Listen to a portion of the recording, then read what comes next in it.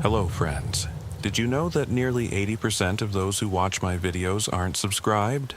If you enjoy the content, I'd truly appreciate it if you hit that subscribe button. It helps a lot. Also, don't forget to leave a like and share your thoughts in the comments. Your interaction not only supports the channel's growth, but also helps these stories reach more people. Thank you all for being here. By the way, where are you watching from? Let me know in the comments. You know, after 32 years wearing the badge, I thought I'd seen it all. Domestic disputes that turn your stomach, crime scenes that make you question humanity, addicts so far gone they're barely human anymore. But nothing, and I mean nothing, prepared me for what happened on October 15, 2018, during what should have been a routine night patrol in the Millbrook district. I'm telling you this now because I'm retiring next month and I can't take this to my grave. The department buried the incident report so deep it might as well be in China. They transferred me to desk duty for 6 months, mandatory psych evaluations, the whole 9 yards. But I know what I saw. I know what we all saw. It started around 11:47 p.m., I remember the exact time because I was checking my watch, counting down the hours until shift change. My partner that night was Officer Sarah Chen, sharp kid, about 3 years on the force, the kind of cop who actually reads the manual. We were cruising down Maple Street when dispatch crackled through. Unit 47, we have a wellness check at 1247 Elmwood Avenue. Elderly resident, neighbors, report no activity for several days. Possible 10 to 54 inches. A possible dead body. Great, just what you want 2 hours before you clock out. Copy that, dispatch. Unit 47 responding. Sarah flipped on the lights, no sirens for a welfare check, and we headed toward the old residential district. Elmwood Avenue was one of those streets where the houses were built in the 1920s. Big Victorian things with wraparound porches and too many shadows. Most of them had been converted to apartments years ago, but 1247 was still a single-family home. The place looked like something out of a horror movie. I'm not being dramatic. I mean, it literally looked like central casting had picked it for a ghost story. Peeling paint, overgrown yard, broken shutters hanging at odd angles. The kind of house kids dare each other to touch on Halloween. Cheerful place, Sarah muttered, grabbing her flashlight from the console. We approached the front door, and I knocked. 3 solid raps that echoed through the house. Police department, wellness check. Nothing. I knocked again, harder this time. Mrs. Henderson, we're here to check on you. That's when I heard it. A sound from inside, not quite knocking, not quite scratching, like someone dragging fingernails across wood. Sarah heard it too. I could tell by the way her hand drifted toward her service weapon. Mrs. Henderson, I called again. The scratching stopped. We walked around to the back of the house, checking windows, looking for any sign of forced entry or, anything that might explain the smell. Because there was definitely a smell. Sweet and sour at the same time, like fruit left out too long in the sun. I'd smelled it before, at crime scenes where the body had been there for days. But this was different, stronger, like it was coming from inside the house but also from the ground beneath our feet. The back door was unlocked. Now, I've been doing this long enough to know that unlocked doors in situations like this usually mean one of 2 things. Either the person is inside and unable to respond, or someone else has been inside recently. Neither option fills you with confidence. Should we wait for backup? Sarah asked, and I could hear the uncertainty in her voice. She was good police, but she was still young enough to follow protocol instead of gut instinct. I should have said yes. God help me, I should have said yes.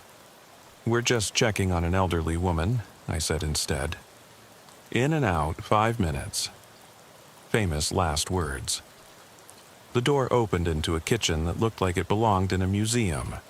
Floral wallpaper, linoleum floors, appliances from the Carter administration. But everything was wrong. The refrigerator was humming too loudly, a deep mechanical drone that seemed to vibrate through the floorboards. The fluorescent light above the sink was flickering in a pattern that almost seemed deliberate. 3 quick flashes, pause, 3 quick flashes, pause. And that smell was stronger now, mixed with something else. Something that reminded me of the morgue, but also of electrical fires and ozone after a lightning strike. "Mrs. Henderson," I called out, my voice echoing through the house in a way that didn't make sense. The kitchen wasn't that big, but my voice seemed to bounce off walls that were farther away than they should be. That's when we heard the radio. It was coming from somewhere deeper in the house, playing what sounded like a talk show. But the voices were wrong, too slow, like a recording played at the wrong speed. And underneath it, barely audible, was something that sounded like crying, or maybe laughing. It was hard to tell. Sarah and I exchanged glances. She had her weapon drawn now, and I followed suit. We moved through the kitchen into a hallway lined with family photos. Normal stuff. Weddings, graduations, Christmas mornings. But in the flickering light from the kitchen, the faces seemed to be watching us. Not metaphorically, literally. Their eyes followed our movement, tracking left to right as we passed. The radio was coming from the living room. We could see the glow of it around the corner, painting the walls in shifting patterns of amber and red. As we got closer, I could make out what the voices were saying.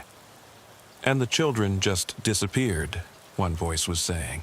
"Right from their beds, no signs of struggle, no evidence of forced entry, just gone." "How terrible," another voice responded. "Did they ever find them?" "Oh, yes. Yes, they found them. Pieces of them anyway, scattered through the woods like presents." I felt Sarah tense beside me.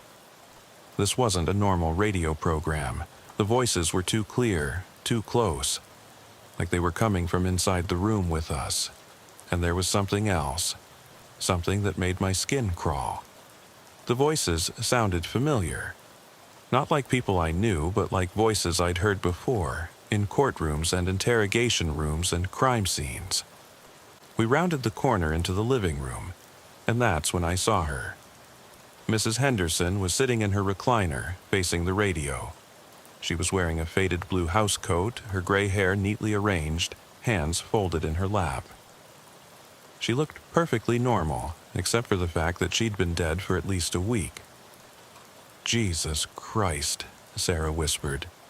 The radio was an old thing, probably from the 1950s, with a large round dial and fabric speakers. But it wasn't plugged in. The cord was coiled neatly beside it on the end table, and it was still playing. "They say you can still hear them sometimes," the radio voice continued. "Late at night when the wind is just right, calling for their mothers." I reached for my radio to call it in, but all I got was static. Sarah tried hers, same thing. Dead air. Not even the usual background chatter from dispatch. Just white noise that seemed to echo the sound of Mrs. Henderson's breathing, if dead people could breathe. "We need to get out of here," Sarah said, and I agreed. This was beyond a wellness check. This was a crime scene, a coroner's case, something for people with more training and better equipment than 2 patrol officers with flashlights. But as we turned to leave, the radio stopped. The silence was absolute. No humming refrigerator, no flickering lights, no wind outside. Just dead. Heavy silence that seemed to press against your eardrums like deep water. Then Mrs. Henderson turned her head and looked at us. I've seen a lot of dead bodies in my career. I know what death looks like.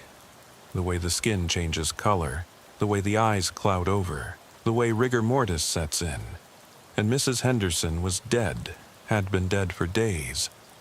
But she was looking at us with eyes that reflected our flashlight beams like a cat's, and her mouth was moving, shaping words we couldn't hear. Sarah made a sound.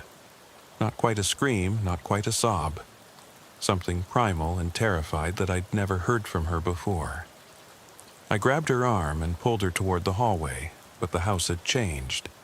The corridor we'd walked through 5 minutes earlier now stretched out in front of us like a tunnel.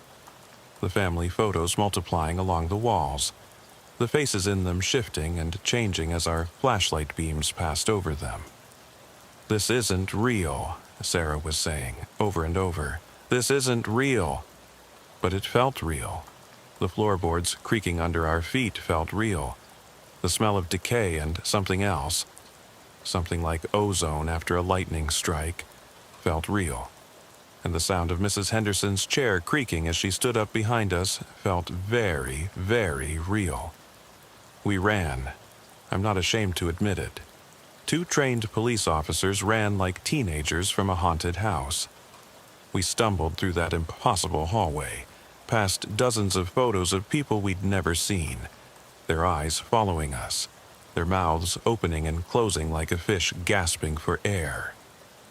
The hallway seemed to stretch on forever, and with each step, I could hear Mrs. Henderson behind us, her slippers shuffling against the hardwood floor, getting closer. The kitchen door seemed miles away, but we finally reached it, burst through it, and found ourselves in the backyard.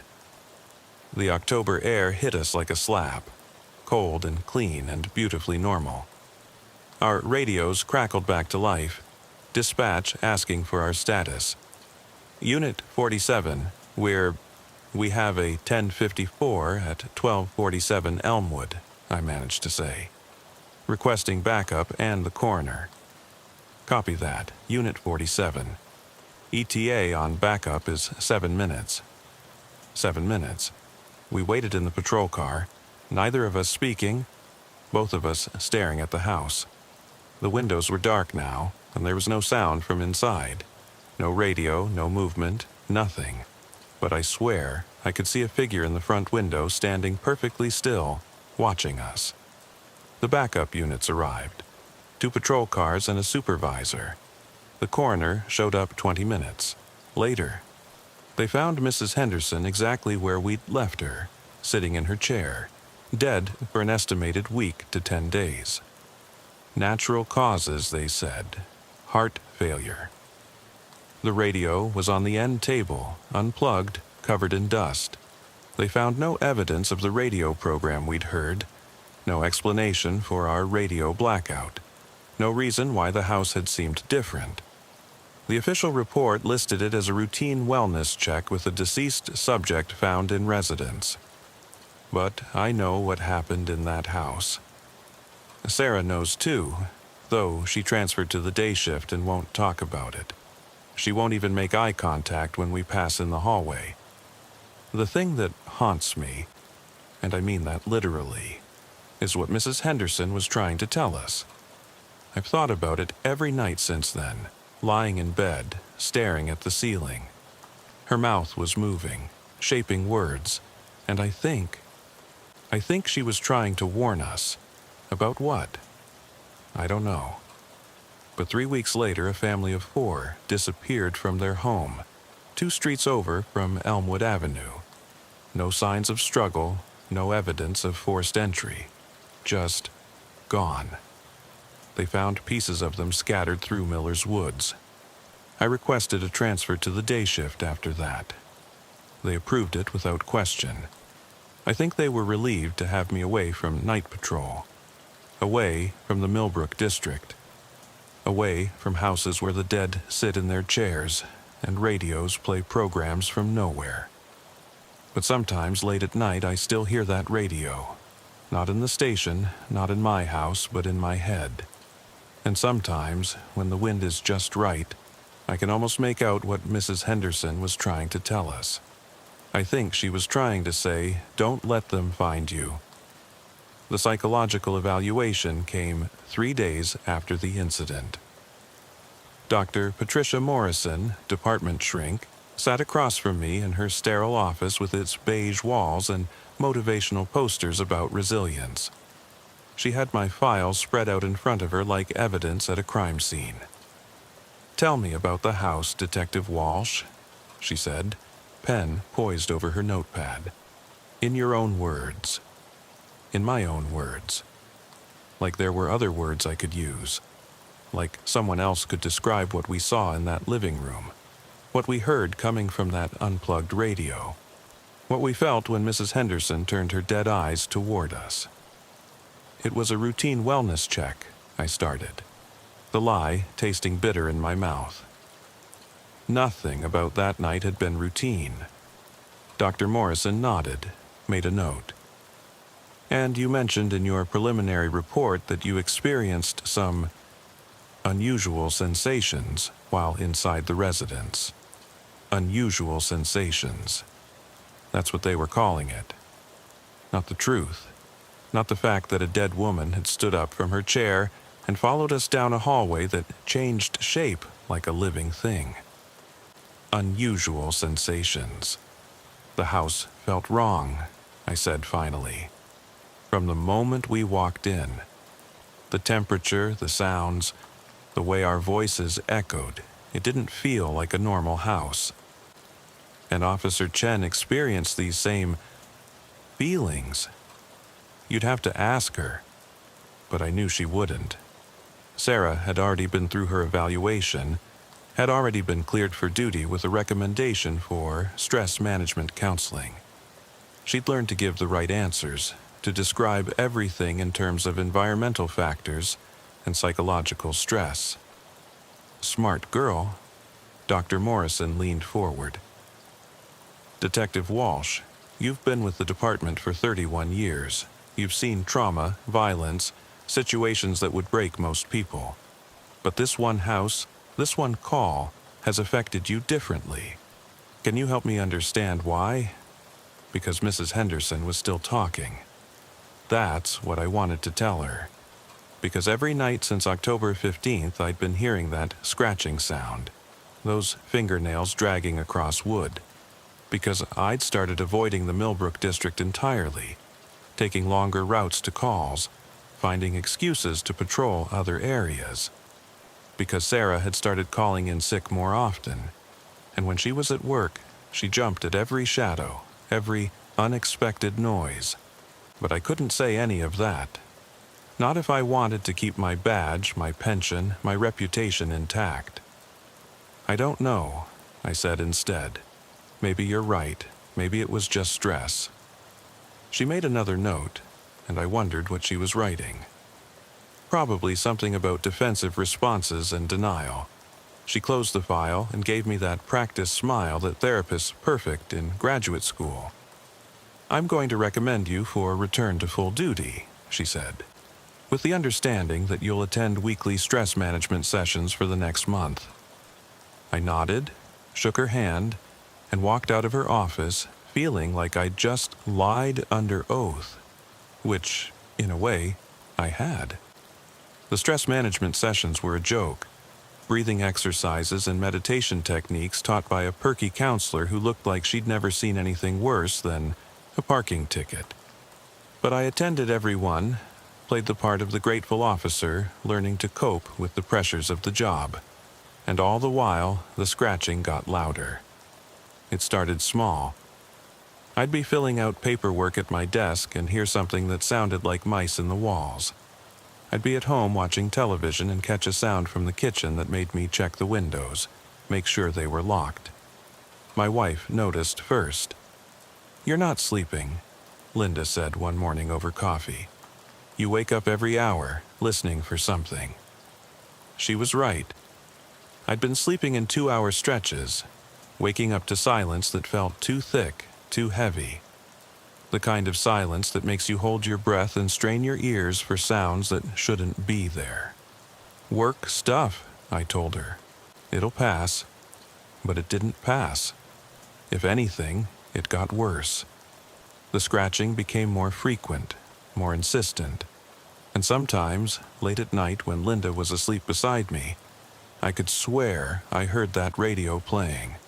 Faint and distant, but unmistakably the same voices, the same slow cadence, the same terrible stories about children disappearing and being found in pieces.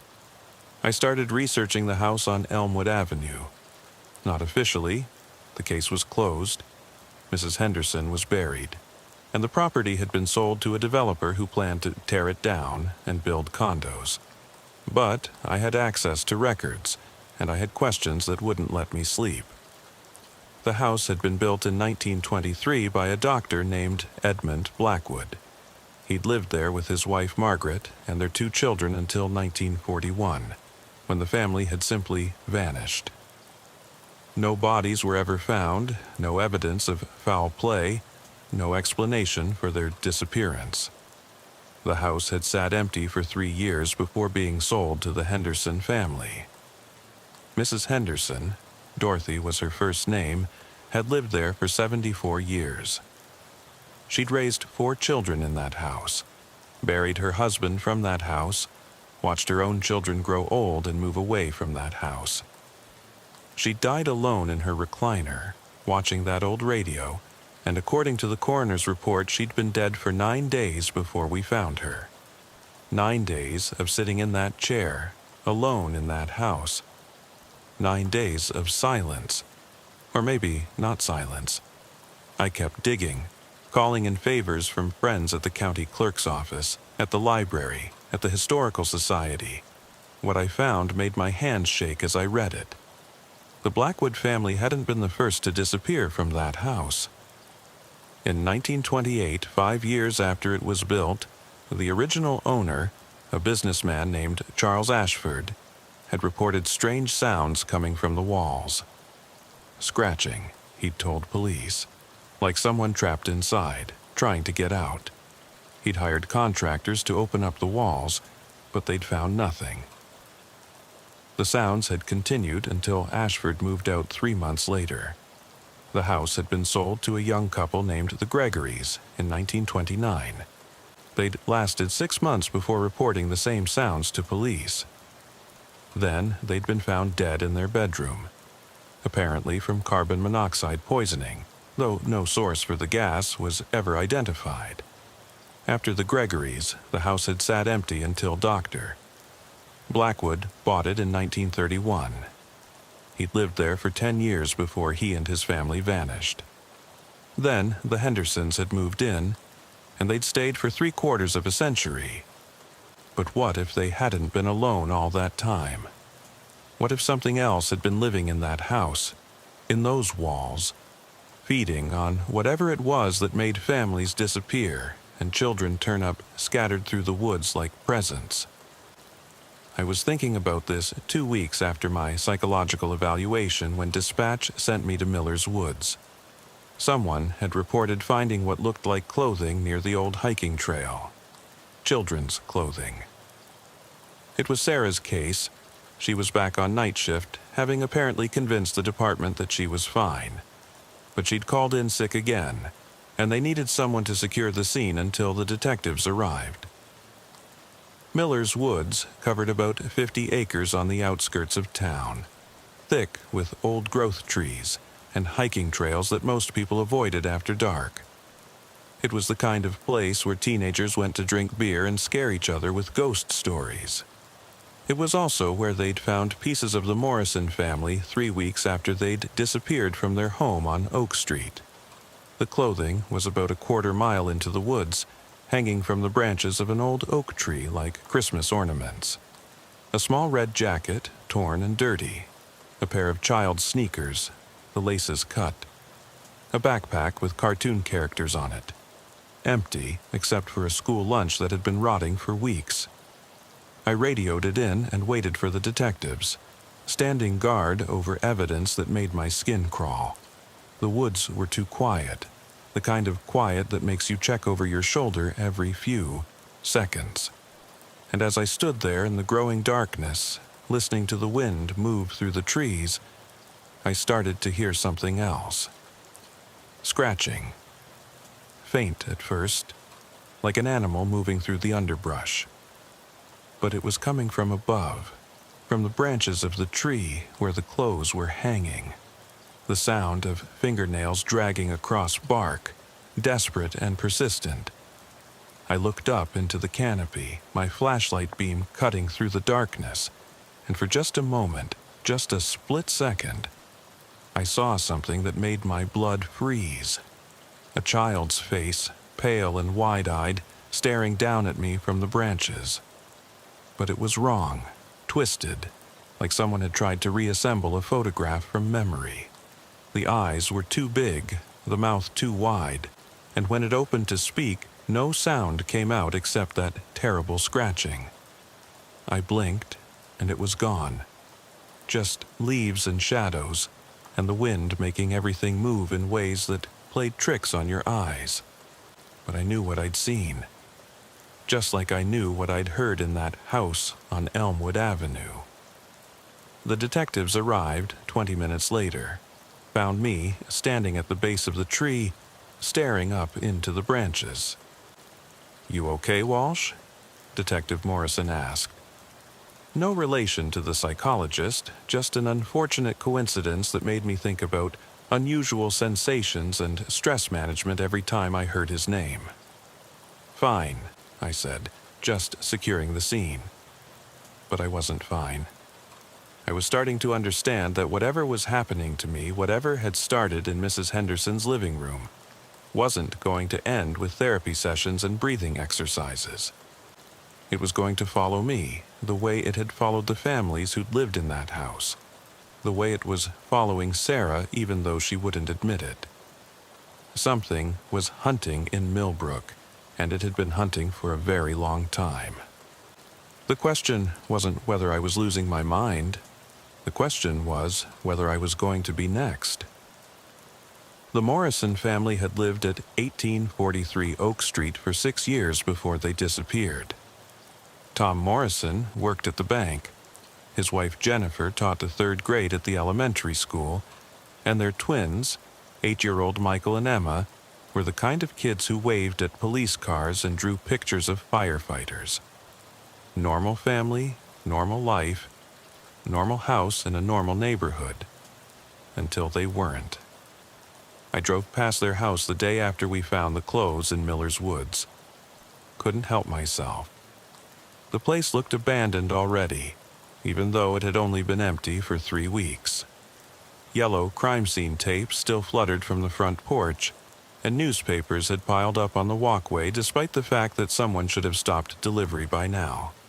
The windows were dark, but as I sat in my patrol car across the street, I could swear I saw movement inside. Just a shadow passing by the living room window, quick and furtive, like someone trying not to be seen. I radioed dispatch. Unit 47, requesting a supervisor at 1843 Oak Street. Possible break-in. Copy that. Unit 47, supervisor en route. Sergeant Martinez arrived 15 minutes later, and we approached the house together. The front door was locked, sealed with police tape that hadn't been disturbed. We checked the windows, the back door, the basement access. Everything was secure. "What did you see?" Martinez asked as we stood in the backyard. Movement in the front window, someone inside. He looked at me for a long moment, and I could see him weighing my words against my recent history. The wellness check gone wrong, the psychological evaluation, the stress management sessions that everyone knew about even though they weren't supposed to. "Could have been a trick of the light," he said finally. "Old houses settle, shadows move, your mind fills in the gaps." My mind fills in the gaps. Another way of saying I was seeing things that weren't there. But I knew what I'd seen, just like I knew what I'd heard in Mrs. Henderson's house, just like I knew what I'd glimpsed in the trees in Miller's Woods. "Maybe," I said, "but I'd feel better if we checked inside." Martinez nodded, pulled out his phone, and called Detective Morrison. 20 minutes later, we had a key and permission to enter the house for a security check. The Morrison house was a mirror image of the life that had been interrupted. Dishes in the sink, homework on the kitchen table, a load of laundry still sitting in the washer 3 weeks later, starting to smell of mildew and neglect.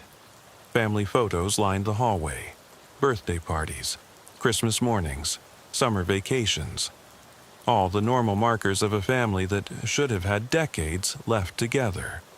Kids' rooms are upstairs, Martinez said, checking his notes. Master bedroom, too. Nothing was disturbed, according to the initial report. We climbed the stairs, our footsteps echoing in the empty house. The children's rooms were exactly as they'd been left. Beds unmade, toys scattered on the floor, books open to pages that would never be finished. Michael's room had model airplanes hanging from the ceiling, turning slowly in the air currents from the heating system. Emma's room was painted pink and purple, with a dollhouse in the corner that was an exact replica of the house we were standing in. That's when I heard it again. The scratching. It was coming from inside the walls, the same sound I'd been hearing for weeks, the same sound that had started in Mrs. Henderson's kitchen, but louder now, more insistent, like something was trying to claw its way out. "You hear that?" I asked Martinez. He stopped, tilted his head, listened. "Hear what?" The scratching continued, moving along the wall behind Emma's bed, following the path of what I assumed were water pipes or electrical conduits. But it sounded too deliberate, too purposeful to be anything structural. Scratching in the walls. Martinez pulled out his flashlight and examined the baseboards, looking for signs of rodent activity. Could be mice. House has been empty for weeks. Mice. Right. Mice that could scratch in perfect rhythm, that could move through walls without leaving any physical evidence, that could follow you from house to house and make the same sounds at the same times every night. The scratching stopped. Martinez straightened up, looked at me with that expression I was getting used to seeing. Concern mixed with doubt. The look cops give each other when someone's stress is showing. "I think we're good here," he said. "House is secure. Whatever you saw from the street, it's not here now." But it was here. I could feel it. The same presence I'd felt in Mrs. Henderson's house. The same wrongness that had made our radios fail and our voices echo in impossible ways. It was here, and it was watching us, and it was waiting for something. We left the Morrison house and sealed it back up, but I couldn't shake the feeling that we'd missed something important. Something that would have explained why a family of 4 could vanish from their beds without a trace. Why children's clothes ended up hanging in trees like offerings. Why the scratching in the walls followed a pattern that almost sounded like Morse code. That night, I couldn't sleep. Linda had given up asking what was wrong, had started sleeping in the guest room to avoid being woken up by my restlessness. I sat in my recliner in the dark, listening to the house settle around me, waiting for the scratching to start. It began at 2:17 a.m. The same time I realized that Mrs. Henderson had been found dead. The same time that security cameras had captured impossible movements in the mirrors of interrogation rooms in other cities, other states, other cases that had been buried and forgotten and explained away. The scratching came from inside the walls of my own house now, moving through the space behind the living room, following the path of electrical wires and water pipes, but also following something else, something that connected my house to the Morrison house, to Mrs. Henderson's house, to every other place where families had disappeared and children had been found in pieces. I got up, followed the sound through my house, pressing my ear to walls, trying to trace the source. It led me to the basement, to a section of wall behind the water heater where the scratching was loudest. I grabbed a hammer from my toolbox and started knocking holes in the drywall, following the sound, trying to find whatever was making it. Behind the drywall was insulation. Behind the insulation was a gap between the studs, and in that gap I found something that made my hand shake as I pulled it out. A child's drawing, done in crayon and construction paper. It showed a house, my house, with stick figures inside. A man and a woman in one room, sleeping, and in another room, a smaller figure with wide, staring eyes and a mouth opened in a silent scream. At the bottom of the page, in a child's careful handwriting, were the words, "He lives in the walls now."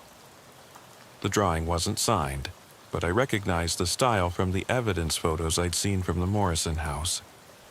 Emma Morrison had been an artist, always drawing pictures of her family, her house, her life. Pictures that her teacher had described as unnaturally detailed for an 8-year-old, with a sophistication that had made the other teachers uncomfortable. I stared at the drawing for a long time, trying to understand how it had gotten into the walls of my house, how a dead child had known what my bedroom looked like, how she had known that something else was living in the spaces between the rooms. The scratching had stopped, but I could feel eyes on me, watching from the darkness beyond my flashlight beam, waiting to see what I would do with this new piece of evidence, this proof that whatever was hunting in Millbrook had been planning for much longer than anyone realized. I folded the drawing carefully and put it in my jacket pocket. Then I went upstairs, got my service weapon, and sat back down in my recliner to wait for dawn. Because I was beginning to understand that Mrs. Henderson hadn't been trying to warn us about something that might happen. She'd been trying to warn us about something that was already happening, something that had been happening for decades, moving from house to house, family to family, feeding on whatever it was that made children disappear and parents go mad with grief. Something that had been waiting for the right moment to show itself, and the right people to show it to. Something that had chosen us. The next morning, I called in sick for the first time in 7 years. Linda was already at work, the house was empty, and I needed time to think without dispatch calling me to another wellness check or another missing family, or another set of children's clothes hanging from trees like Christmas ornaments from hell. I spread everything out on the kitchen table. Emma Morrison's drawing, copies of the incident reports from the Elmwood Avenue house, photos from the crime scenes in Miller's Woods, a timeline I'd been building in my head for weeks, connecting dates and addresses, and disappearances that went back to 1923. The pattern was there if you knew how to look for it. Every 7 to 10 years, another family would vanish from the Millbrook district, not all at once. That would have attracted too much attention. But one by one, households would report strange sounds.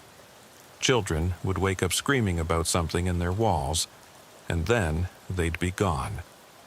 The Ashfords in 1928, the Gregorys in 1929, the Blackwoods in 1941, the Prescotts in 1952, the Kowalskis in 1963. The list went on. Family after family, decade after decade, each disappearance explained away, or forgotten, or filed under unsolved cases that gathered dust in basements. But Mrs. Henderson had lived in that house for 74 years. She'd seen all of it, heard all of it, known all of it. And somehow, she'd survived when everyone else had vanished. Why? I stared at her photo from the case file. A driver's license picture from 2015, 3 years before we found her dead in her chair. Ordinary woman, gray hair, kind eyes, the sort of person who baked cookies for neighborhood children and fed stray cats. Nothing special about her except for one thing. She'd lived alone. The thought hit me like a physical blow. All the other families, all the other disappearances, they'd involved children. Parents and children together, or just children on their own. But Mrs. Henderson had been alone in that house for the last 15 years, ever since her husband died. Her children were grown and gone, living their own lives in other cities, other states. She'd been alone, and she'd lived, which meant whatever was hunting in Millbrook needed children. fed on children. Took children and left behind pieces in the woods and drawings in the walls that shouldn't exist. My phone rang, making me jump. Dispatch. Walsh, I know you called in sick, but we need you. Missing persons case high priority. I'm off duty, I said, but I was already reaching for my badge and weapon. Family of 3, 1456 Cedar Lane. Neighbors reported they haven't seen them in 2 days. Front doors standing open. Cedar Lane was 6 blocks from Elmwood Avenue. 6 blocks from Mrs. Henderson's house, where we'd found her dead in her chair, listening to voices on an unplugged radio. I'll be there in 20 minutes.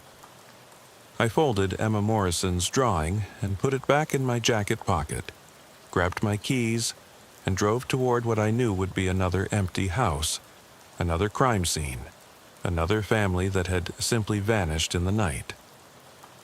The house at 1456 Cedar Lane was a small ranch-style home, with a well-maintained yard and a minivan in the driveway.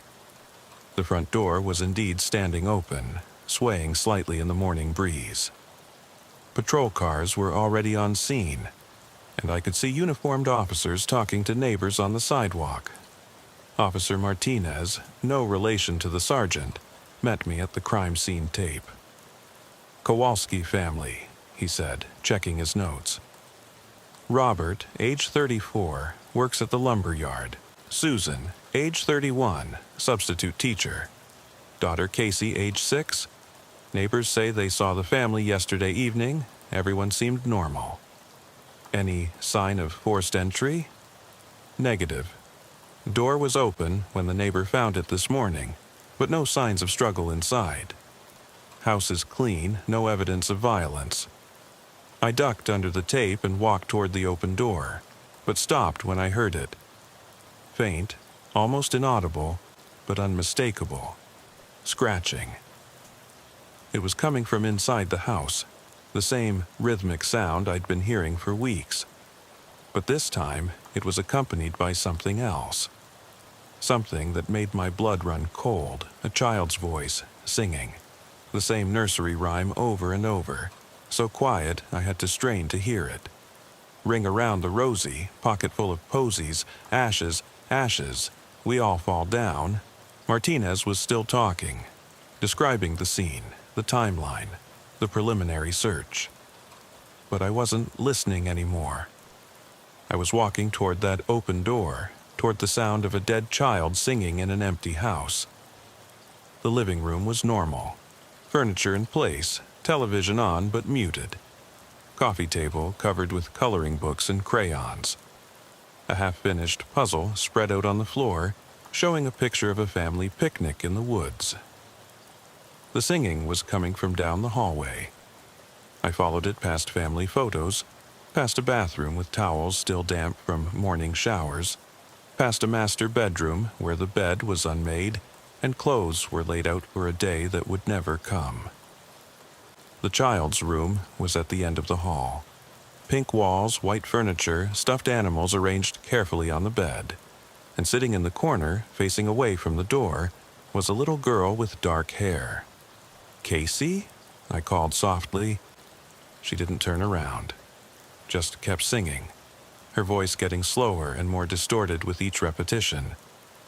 Ring around the rosy. I stepped into the room, hand on my weapon, but not drawing it. What was I going to do? Shoot a 6-year-old girl? "Casey, sweetheart, I'm a police officer. Are you okay?" She stopped singing.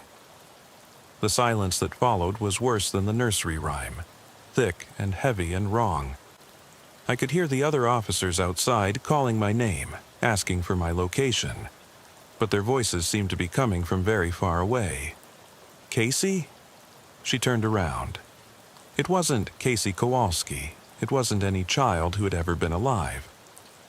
The face that looked at me was pale and distorted, features blurred like a photograph left in water. But the eyes were bright and aware, and when she smiled, I could see too many teeth. "We all fall down," she whispered. The room tilted. The walls seemed to bend inward, and suddenly I was back in Mrs. Henderson's house, in that impossible hallway lined with shifting photographs. But this time, every photo showed the same thing. Children's faces, dozens of them, all pale and wrong, and smiling with too many teeth. "We've been waiting for you." The thing that wasn't, Casey said. "Mrs. Henderson told us you would come. Mrs. Henderson is dead. Mrs. Henderson is here. They're all here, in the walls, in the spaces between, in the places where the houses remember." I tried to back toward the door, but the hallway behind me had changed. It stretched on forever now, lined with doors that led to rooms I'd never seen, houses I'd never entered, families I'd never met but somehow knew were gone. "You can't stop it," she continued. "It's been happening too long, feeding too well. The children call to their families, and their families follow them into the walls, into the spaces where time moves differently." "What are you?" Her smile widened, and I realized that what I'd thought were teeth were actually fingernails, dozens of them, pointing inward like the inside of a trap. "We're what's left, what remains when everything else is taken. We live in the walls now, in the spaces between the real and the remembered, and we're so very hungry." The scratching started again, all around me now, coming from every surface, every wall, every door. The sound of fingernails dragging across wood, desperate and persistent and endless. "Ring around the rosy," she sang again, but now her voice was joined by others. Dozens of children's voices, all singing the same nursery rhyme, all getting slower and more distorted until the words became meaningless noise. I ran, through that impossible hallway, past those terrible doors, toward a kitchen that might have been Mrs. Henderson's or the Morrisons' or my own. The voices followed me, getting louder, more insistent, until they weren't singing anymore but screaming. And underneath it all, I could hear Mrs. Henderson's voice, clear as day, saying the words she'd been trying to tell us that night in her living room. "Don't let them find you." But it was too late for that. They'd already found me. They'd been finding me since the moment I'd walked into 1247 Elmwood Avenue, since the moment I'd heard that unplugged radio playing programs that couldn't exist. I burst through a door that should have led outside, but instead led to another hallway, another house, another family that had vanished in the night. And I realized with growing horror that I wasn't running away from anything. I was running deeper into it. I found myself standing in a kitchen I'd never seen before, but somehow knew intimately. 1950s appliances, yellow linoleum floors, a calendar on the wall showing October 1941. The Blackwood house, 77 years ago, on the night they disappeared. But I wasn't alone. Dr. Edmund Blackwood stood at the sink, washing dishes with mechanical precision. His wife Margaret sat at the kitchen table, reading a newspaper that showed headlines about the war in Europe. 2 children, a boy about 10, a girl maybe 8, colored quietly at the breakfast nook. None of them acknowledged my presence. They moved like actors in a play, going through the motions of domestic life while something watched from the spaces between the walls. "You shouldn't be here," a voice said behind me. I turned to find Mrs. Henderson standing in the doorway, but not the Mrs. Henderson we'd found dead in her chair. This was a younger version, maybe 40 years old, wearing a floral dress and an expression of infinite sadness. "You're not supposed to see this part," she continued. "This is their time, their last moments, before the calling started." "What calling?" She gestured toward the children at the breakfast nook. As I watched, the little girl, Mary Blackwood, according to the missing persons report I'd memorized, stopped coloring and tilted her head, as if listening to something only she could hear. "They always hear it first," Mrs. Henderson said. "Children are more sensitive, more open. The boundary between what is and what was is thinner for them. Mary Blackwood put down her crayon and walked to the wall, pressing her ear against it. Her brother followed, then her parents, drawn by whatever she was hearing. Dr. Blackwood's hands dripped dishwater onto the floor as he abandoned the sink and placed his palm flat against the wallpaper. "Do you hear that?" Mary whispered. "The children in the walls. They're calling us to play." The scratching started then, the same sound I'd been hearing for weeks. But now I could hear what was underneath it. Voices, dozens of them, all children, all calling the same words over and over. "Come play with us. Come live in the walls with us. Time doesn't hurt here. Families stay together here. Forever and ever and ever." Dr. Blackwood began tearing at the wallpaper with his fingernails, trying to reach whatever was behind it. Margaret joined him, then the children, all of them clawing frantically at the walls while the voices grew louder and more insistent. "This is how it happens," Mrs. Henderson said, her voice barely audible over the growing chaos. "They hear the calling, and they follow it, into the spaces between houses, between moments, between what was and what could have been." "But you didn't follow," I said. "You lived in that house for 74 years. She turned to look at me, and I saw tears in her eyes. "I had to. Someone had to stay, to watch, to warn. Someone had to remain in the real world to remember what happened to all the others." The Blackwood family had found an opening in the wall, a gap that hadn't been there moments before. One by one, they crawled through it, following the voices of children who had been calling from beyond for decades. Dr. Blackwood went first, then Margaret, then their son Tommy. Mary Blackwood paused at the opening, turned back to look at us with eyes that were already changing, already becoming like the thing I'd seen in Casey Kowalski's room. "Will you come play too?" she asked. "It's nice here. No one gets old, no one gets sick, no one ever has to say goodbye."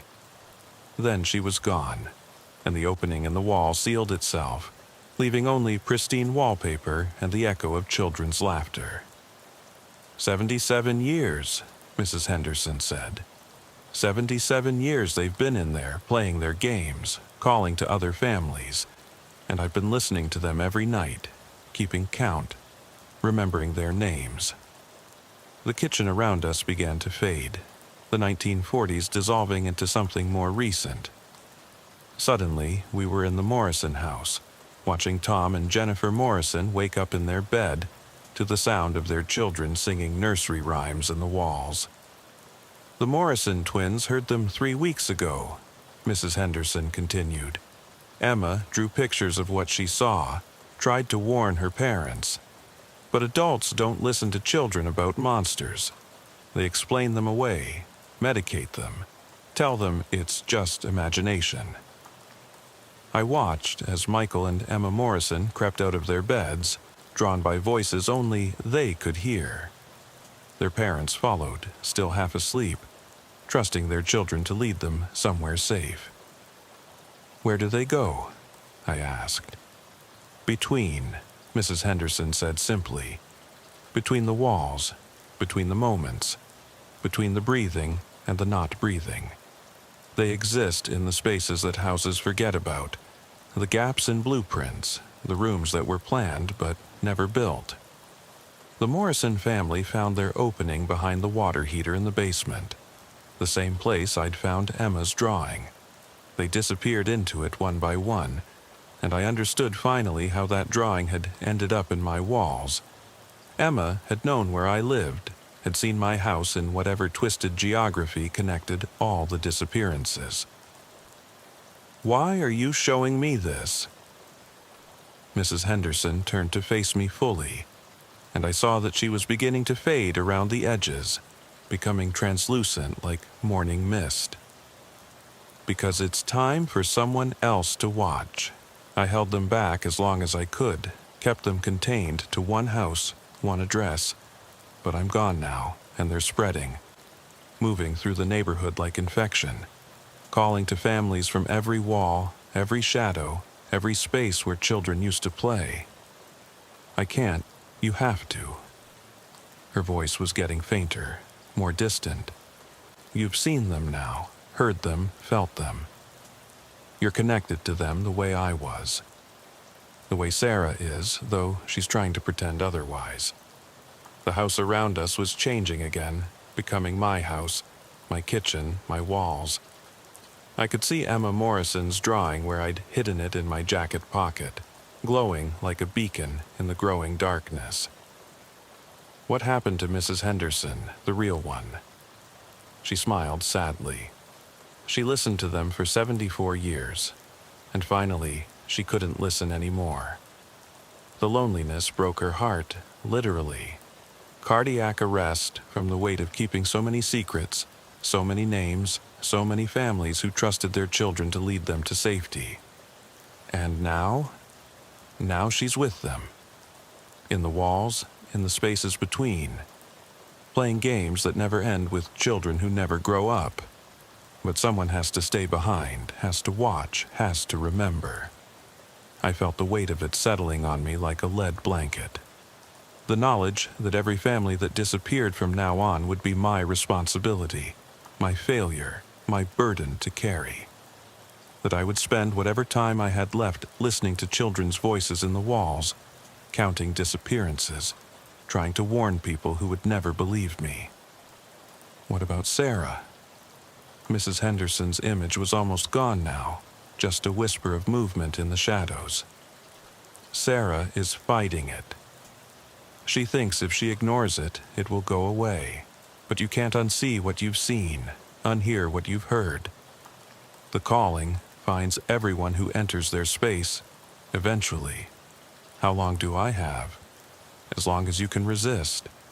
As long as you can remember that the real world still exists, still matters. As long as you can carry the weight of their names without letting it crush you. She was gone then, leaving me alone in my kitchen with the sound of scratching in the walls and the weight of 77 years of disappeared families pressing down on me like the darkness between houses. I pulled out Emma Morrison's drawing and looked at it again. The stick figure with the wide staring eyes and the open mouth. The words at the bottom, "He lives in the walls now." Not he, them, all of them. Hundreds of children and their families, existing in the spaces between moments, calling to new families to join their eternal games. And me, standing alone in my kitchen at 3 a.m, listening to their voices and understanding finally what Mrs. Henderson had been trying to tell us that night in her living room. Don't let them find you. But they had found me. They had found Sarah. They had found everyone who had ever responded to a call at 1247 Elmwood Avenue. The question now was how long I could hold them back before the weight of their voices broke my heart the way it had broken hers. The scratching was getting louder. Sarah called me at 4:17 a.m., 3 days after I'd stood in Mrs. Henderson's kitchen watching the Blackwood family disappear into the walls. Her voice was shaking, barely above a whisper. "Mike, I need you to come to my apartment. Something's wrong." I'd been sitting in my recliner, hadn't slept in 36 hours, listening to the sounds moving through my walls like a migration of something that had never been alive. The voices had been getting clearer, more distinct. I could make out individual words now, fragments of conversations between children who had been playing the same games for decades. What kind of wrong? Just, please. 1247 Oak Street, apartment 3B. And Mike, don't use the front entrance. Come up the fire escape. The line went dead. Oak Street, 4 blocks from Elmwood Avenue, 6 blocks from Cedar Lane where the Kowalski family had vanished. I was beginning to understand that geography mattered in ways I'd never considered before. That there were invisible lines connecting these houses, these disappearances, these spaces where families went to play games that never ended. I drove through empty streets, past houses where normal people slept normal sleep, dreaming normal dreams. People who would wake up in a few hours and go to work and come home and never know that something was hunting in their neighborhood, calling to their children from the spaces between walls. Sarah's apartment building was a converted Victorian, the kind of place where young cops lived when they were starting out, saving money for houses in safer neighborhoods. The fire escape was rusty and protested every step, but it held my weight as I climbed to the third floor. Sarah was waiting at the window, still in her uniform from the previous shift. Her eyes were red-rimmed and wild, the look of someone who hadn't slept in days. "Thank God," she said, helping me through the window. I didn't know who else to call. Her apartment was small, neat, the kind of place that said its occupant was rarely home. But something was wrong with the proportions. The living room seemed too long, the kitchen too narrow, as if the walls had shifted when no one was looking. "Sarah, what's happening?" She led me to the bedroom, pointed at the wall behind her bed. The drywall was torn open in several places, holes big enough for a person to crawl through. Insulation hung out like exposed organs, and I could see into the space between the walls. "It started 2 nights ago," she said. "Scratching, you know the sound. But it was different this time, more purposeful, like someone was trying to build something." I approached the largest hole, shined my flashlight into the gap between the studs. What I saw made my breath catch. Someone had been building tunnels. Not just random holes, but carefully constructed pathways that led from Sarah's bedroom wall to other apartments, other rooms, other buildings. The tunnels were lined with children's drawings, hundreds of them, showing the same thing over and over. Families holding hands, walking through doorways that led to spaces that couldn't exist. "How long has this been going on?" "Since the Henderson call, since that night we found her in the chair." Sarah's voice cracked. I tried to ignore it, tried to pretend it was stress or PTSD or whatever the department shrink wanted to call it. But they're not in my head, Mike. They're in my walls. I could hear them now, the voices of children echoing through the tunnel system.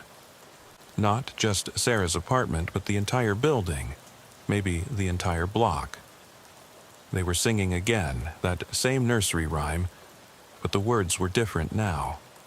"Ring around the building, pocket full of families, tunnels, tunnels, we all crawl down." "We have to get you out of here," I said. But when I turned toward the window, it was gone.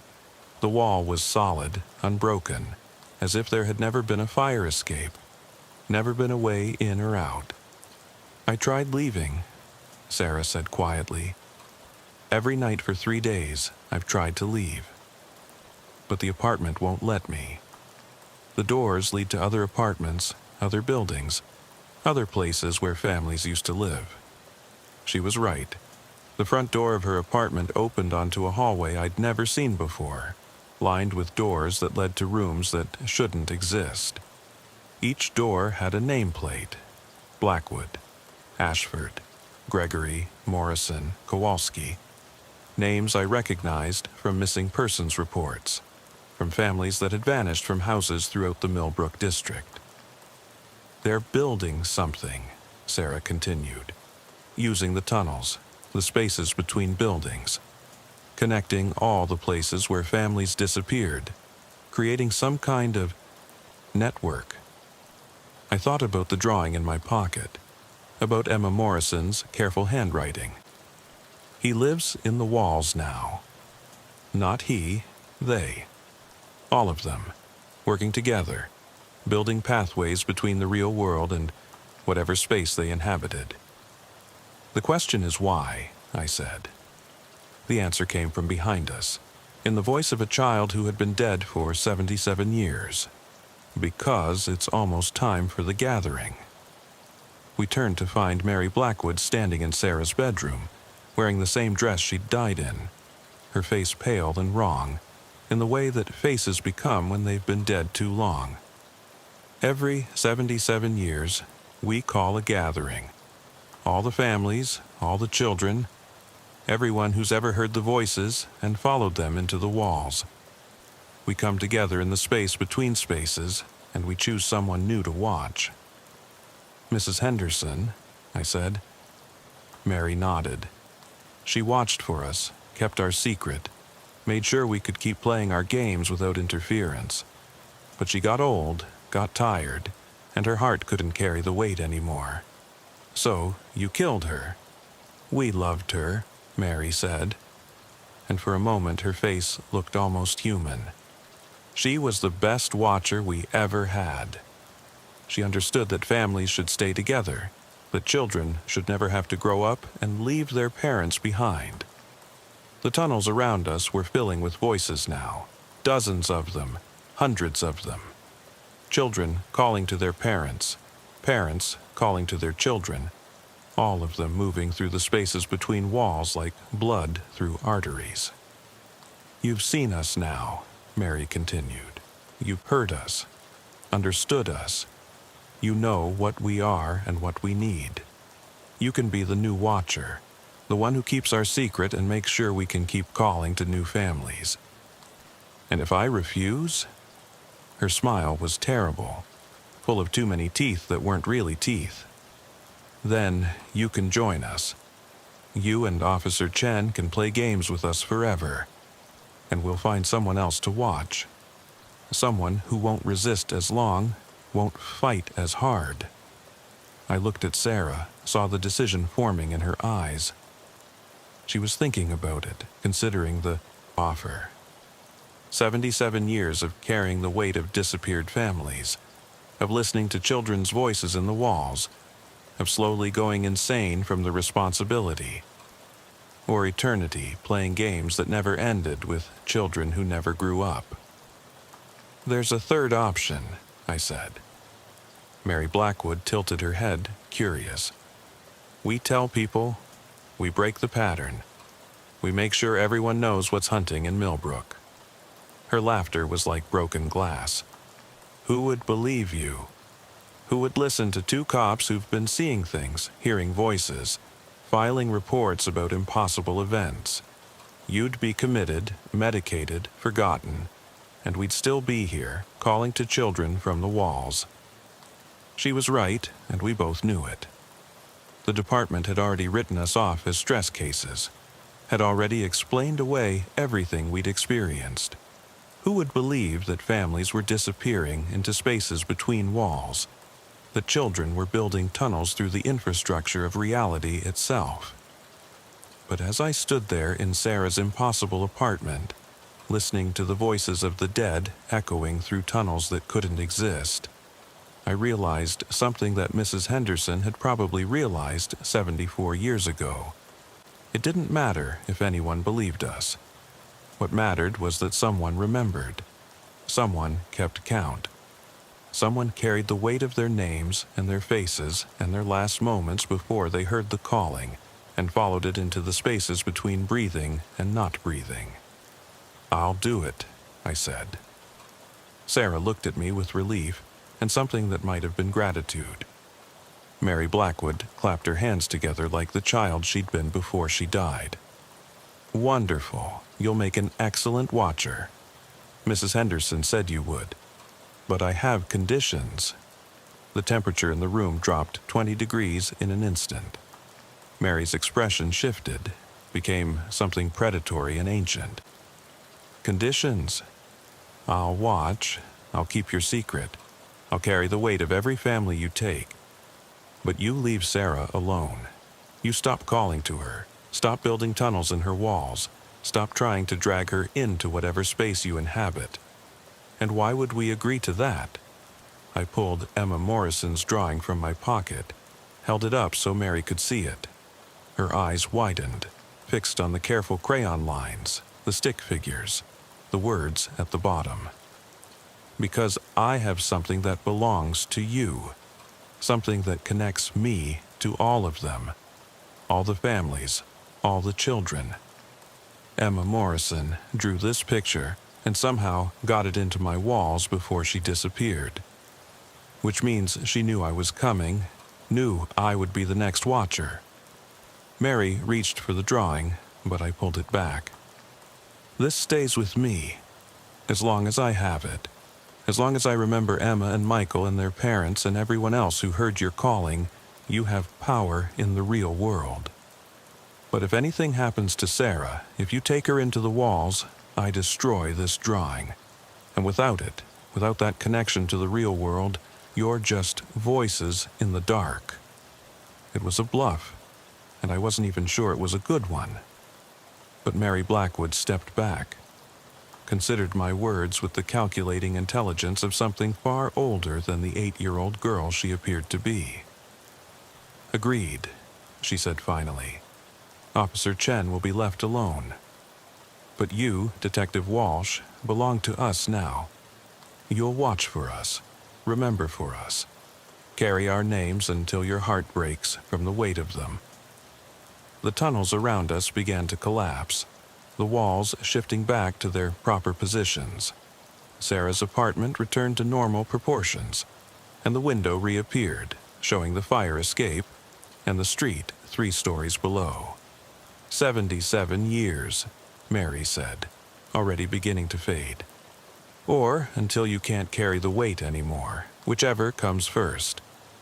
Then she was gone, and Sarah and I were alone in her bedroom with holes in the walls that would need explaining to her landlord. "Mike," Sarah said quietly, "thank you." But I wasn't sure she should be thanking me.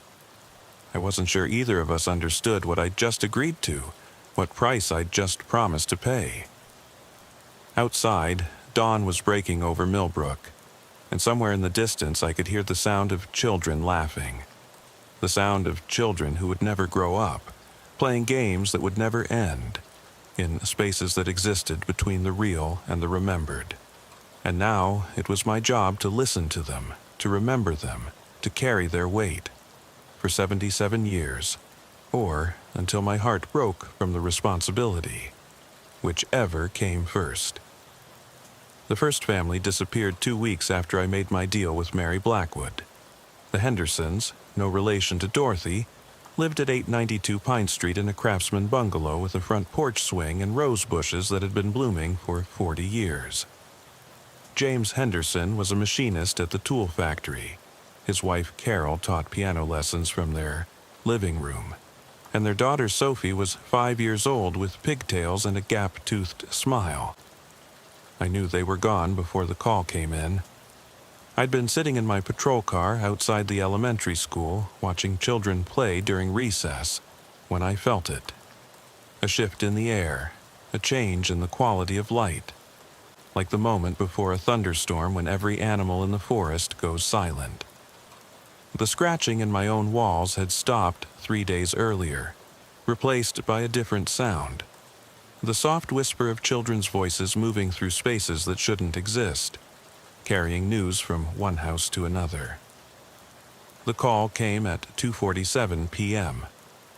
Neighbor reported the Henderson house had been quiet for 2 days, mail piling up, piano lessons canceled without explanation. I took the call alone. Sarah had transferred to the day shift in the downtown precinct, as far from Millbrook as she could get while staying on the force.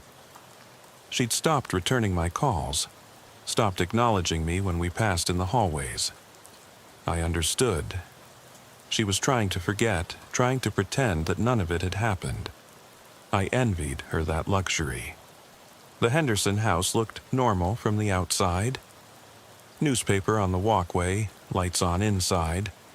The kind of place where nothing terrible should ever happen. But I could feel them watching from the windows. Not the Hendersons, but the others. The children who lived in the walls, who had been calling to Sophie Henderson for weeks. The front door was unlocked. Inside, everything was exactly as it should be except for the silence. No television, no radio, no sound of a 5-year-old girl playing with her toys. Just the heavy quiet that follows after voices stop calling and families stop answering. I found them in Sophie's bedroom. The wall behind her bed had been opened from the inside, carefully carved away to create a doorway just large enough for a family to walk through single file. James Henderson's work clothes were folded neatly on Sophie's dresser.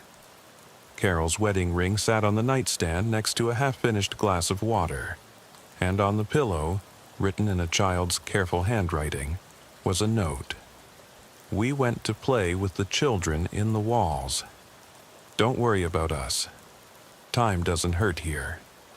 I stared at that note for a long time, holding it in my hands that were already beginning to shake. The first entry in what I knew would become a very long ledger. The first family whose names I would carry, whose faces I would remember, whose disappearance would become my responsibility. I sealed the house, filed the report, attended the meetings where other detectives discussed possibilities: kidnapping, murder-suicide, witness protection. I nodded at the right times, made the right sounds, and never mentioned the doorway in the wall, or the note on the pillow, or the voices I could hear singing lullabies in the spaces between rooms. That night, I started the list. Henderson, James, 34, machinist Henderson. Carol, 31, piano teacher Henderson. Sophie, 5, kindergarten student. I wrote their names in a composition notebook I bought at the drugstore, along with the date they disappeared and everything I could remember about them. It seemed important to get the details right, to make sure they were remembered as real people who had lived real lives before they heard the calling. The voices in my walls were pleased. I could hear them whispering approval as I wrote, their scratching taking on an almost musical quality.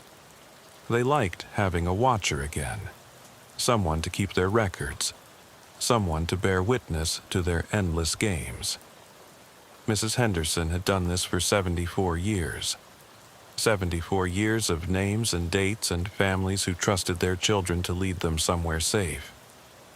I tried to imagine the weight of it, the accumulated grief of decades of disappearances. No wonder her heart had finally given out. The second family vanished 3 weeks later. The Williamses from Oak Street, David, a bank teller, Jennifer, a nurse, their twin boys Marcus and Matthew, age 7. Their house was found empty, except for a sandbox in the backyard where someone had built an elaborate castle with towers and walls and tiny windows. When I looked closer, I could see that the castle was actually a scale model of the entire Millbrook neighborhood, complete with miniature houses and streets and small figures that looked suspiciously like the families who had disappeared.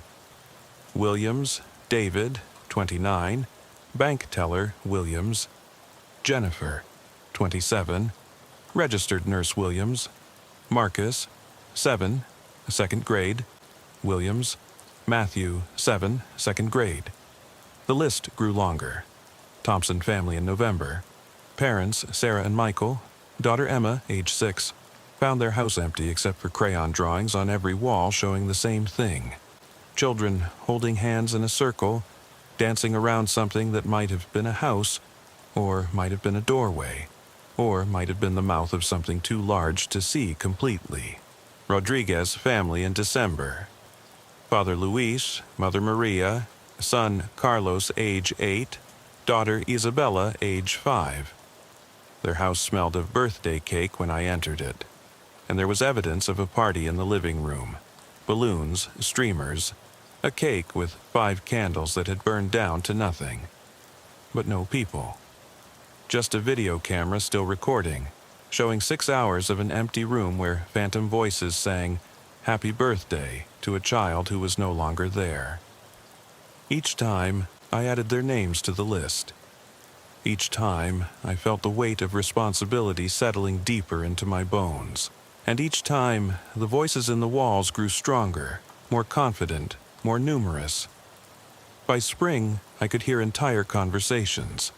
Children describing the games they played in the spaces between houses, parents discussing the strange geography of their new home, families planning reunions with relatives who had disappeared decades earlier. They spoke of time differently there. years that passed like minutes, minutes that stretched like years, seasons that changed according to the wishes of the children rather than the rotation of the earth. Linda left me in March. I don't blame her. I'd become someone she didn't recognize, someone who sat up all night writing in a notebook, someone who talked to empty rooms and jumped at every shadow, someone who kept a list of missing families in his nightstand drawer and muttered their names like prayers.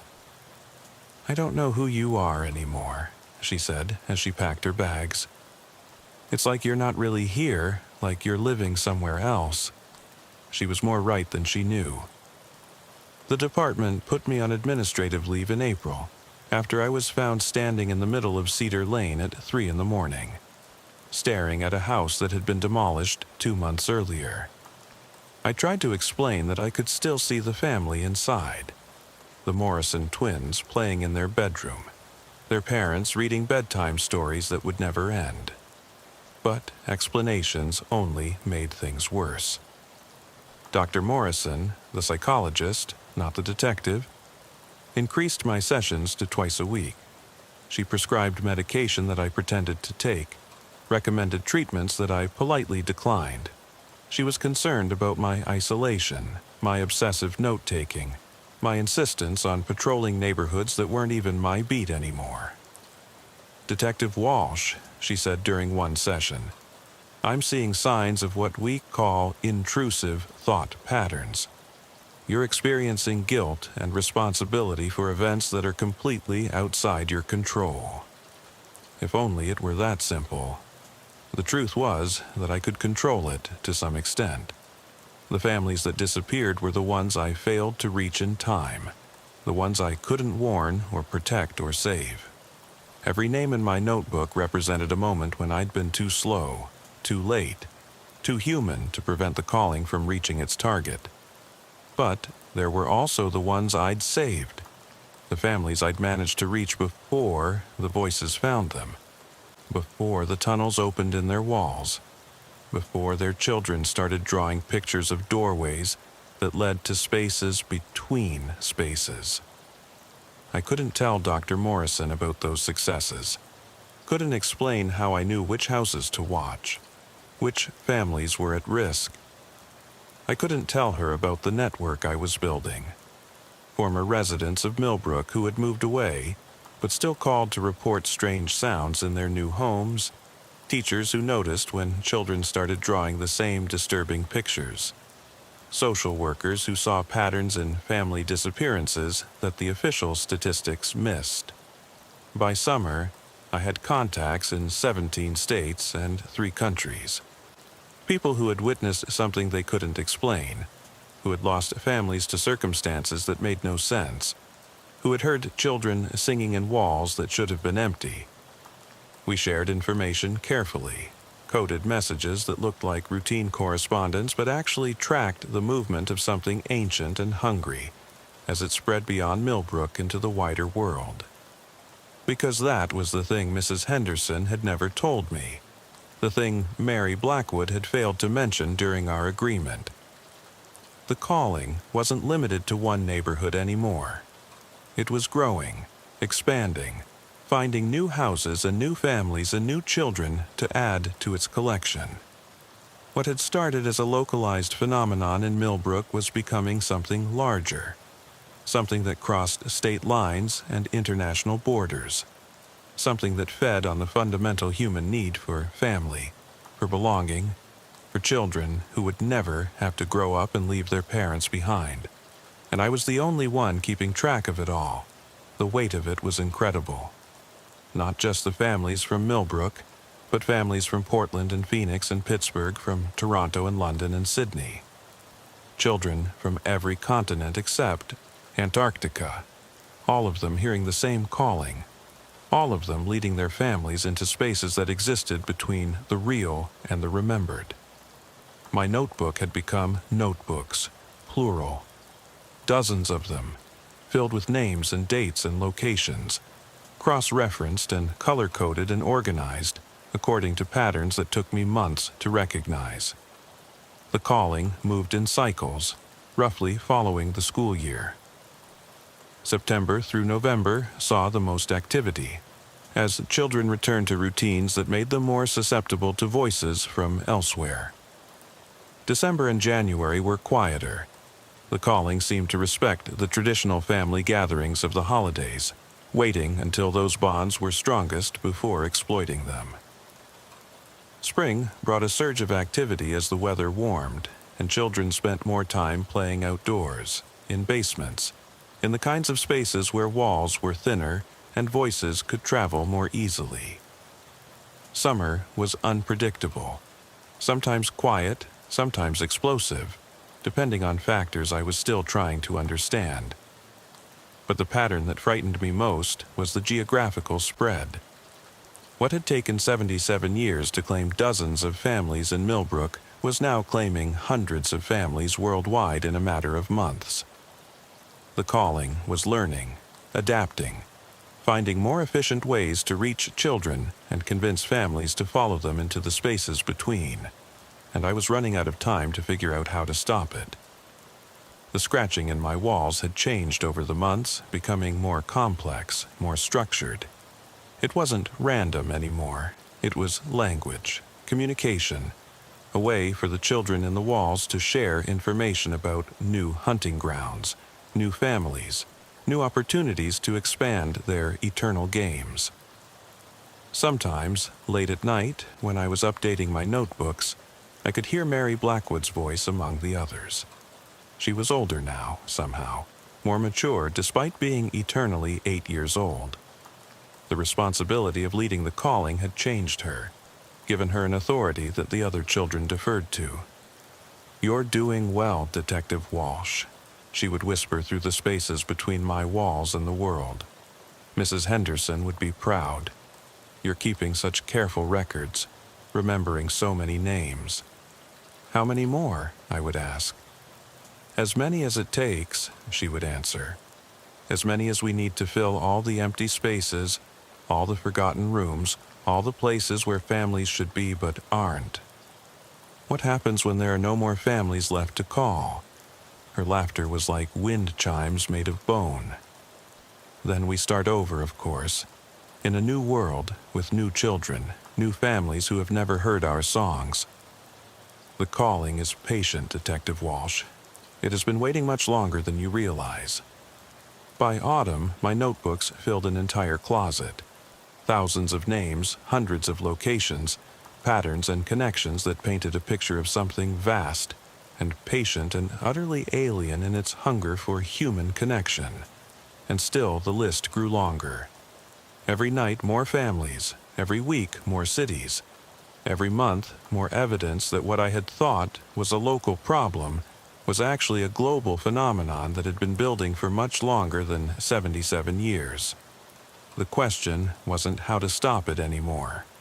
The question was whether I could carry the weight of every disappearing family in the world without following Mrs. Henderson into cardiac arrest from the sheer impossibility of remembering them all. The scratching in my wall suggested I was going to find out very soon. By the 1-year anniversary of that first night in Mrs. Henderson's house, I had documented 2,847 disappearances across 6 continents. The notebooks had taken over my entire apartment. Filing cabinets lined the walls, maps covered every surface, red string connected pushpins and patterns that would have looked like madness to anyone who didn't understand what they were tracking. But the strangest thing wasn't the numbers. It was the letters. They started arriving in January, addressed to the Watcher in children's handwriting, postmarked from cities where families had vanished. At first, I thought they were hoaxes, cruel jokes from people who had somehow learned about my investigation. But the details were too specific, too accurate, too intimate to be anything but genuine. "Dear Watcher," the first one read, "My name is Emma Morrison, and I wanted to thank you for remembering us. It gets lonely sometimes in the spaces between, even with all the other families here, but knowing that someone in the real world still knows our names, still writes them down and thinks about us, makes the games more fun. Tell my teacher, Mrs. Patterson, that I finished the drawing she asked us to do. It's a picture of our new house. I think she would like it here." The letter was accompanied by a crayon drawing that showed impossible architecture. Rooms, connected by tunnels, staircases that led to other staircases, windows that looked out onto other windows in an endless recursion of nested spaces. And in every room, stick figures of families holding hands, playing games that had no apparent rules or endpoints. More letters followed. Children thanking me for keeping their records straight. Parents expressing gratitude that someone remembered their last moments in the real world. Entire families sending group messages written in different handwriting on the same piece of paper. The Postal Service delivered them without question, despite the fact that the return addresses were houses that no longer existed, apartments that had been demolished, rooms that had never been built. Somehow, the letters found their way from the spaces between to my mailbox, carrying news from a place that existed outside the normal flow of time and space. "Dear Watcher," wrote Tommy Blackwood, the first child to disappear from Millbrook in 1941. "Mary says to tell you that the gathering is going well. We have almost enough families now to fill the great room, the one that connects all the houses to all the other houses. Grandfather Ashford says he remembers when there were only a few dozen of us, back when the calling was weak and could only reach one family at a time. Now, we are thousands, and the calling grows stronger every day. Soon, we will be strong enough to call to everyone at once, all the children in all the world, and then no family will ever have to be separated again." I read that letter 17 times before I understood what it meant. The gathering wasn't just a reunion of the families that had already disappeared. It was preparation for something larger, something that would end the need for individual callings, individual disappearances, individual choices about whether to follow the voices into the walls. They were planning to call every child in the world at the same time. I tried to warn people. I wrote letters to police departments, to newspapers, to government agencies that dealt with missing persons cases. I sent copies of the evidence, photos of the impossible letters, transcripts of the voices in the walls, detailed analyses of the disappearance patterns. Every letter came back marked "Return to Sender" or "Addressee Unknown." Phone calls went unanswered or were transferred to voicemail systems that never called back. Email addresses bounced back with error messages that made no technical sense. It was as if the outside world had developed a blind spot, an inability to perceive or process information about the calling. The children in the walls had learned to protect themselves, to edit reality around the edges so that their existence remained invisible to anyone who might be able to stop them. Everyone except the Watchers. Because there were others, I discovered. Other people like me, in other cities, carrying the weight of disappeared families and trying to track patterns that grew more complex by the day. We found each other through coded messages, through references in old police reports, through the terrible recognition that comes from meeting someone else who has seen too much and remembered too much and carried too much. Dr. Margaret Chen in Vancouver, no relation to Sarah, had been watching for 6 years. Her beat was the Pacific Northwest, tracking families that vanished from houses built on land that had been forest for centuries. She specialized in the environmental factors, the way the calling seemed to prefer places where the boundary between civilization and wilderness was thin. Detective Raymond Torres in Phoenix had been keeping records for 4 years, focusing on suburban communities where the architecture itself seemed to invite the calling. Planned neighborhoods with identical houses, identical yards, identical families living identical lives, until the children started hearing voices and leading their parents into spaces that existed between the real and the planned. Agent Lisa Morrison in London, no relation to the detective or the psychologist, worked for a government department that officially didn't exist, tracking disappearances that connected to similar cases across Europe. She had files going back to the 1800s, evidence that the calling had been active for much longer than any of us had suspected. We shared information carefully, using methods that the children in the walls hadn't learned to intercept yet. Dead drops in abandoned buildings, messages hidden in classified ads, coded references in academic papers about folklore and urban legends. Slowly, painstakingly, we built a picture of something vast and patient and utterly devoted to the idea that families should never be separated. The global pattern was clear once you knew how to look for it. The calling moved in waves, starting in areas where family structures were strongest. Small towns, traditional communities, places where children still trusted their parents, and parents still believed in protecting their children. It fed on that trust, used it as a pathway into the real world, converting the bonds that held families together into chains that dragged them into spaces between spaces. From those strongholds, it spread to cities, to suburbs, to any place where children played and parents worried, and families gathered around dinner tables to share the events of their days. It was democratic in its hunger. Race, religion, nationality, social class, none of it mattered. What mattered was the strength of the bonds between parents and children, the willingness of families to follow their children anywhere, even into spaces that couldn't exist. But there were rules, patterns we could identify and sometimes exploit. The calling was strongest during times of family stress, moves to new houses, divorces, deaths of grandparents, any disruption that made children more vulnerable to voices that promised permanence, stability, eternal togetherness. It was weakest when families were scattered, parents traveling for work, children at summer camps, extended relatives living far apart. We started a network, unofficial, invisible, off the books. Social workers who knew which warning signs to look for. Teachers who understood that certain types of children's drawings meant immediate intervention was necessary.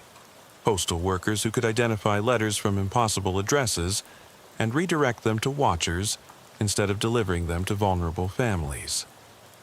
It wasn't enough to stop the calling, but it was enough to slow it down, to save some families, to give some children a chance to grow up in the real world instead of playing eternal games in the spaces between.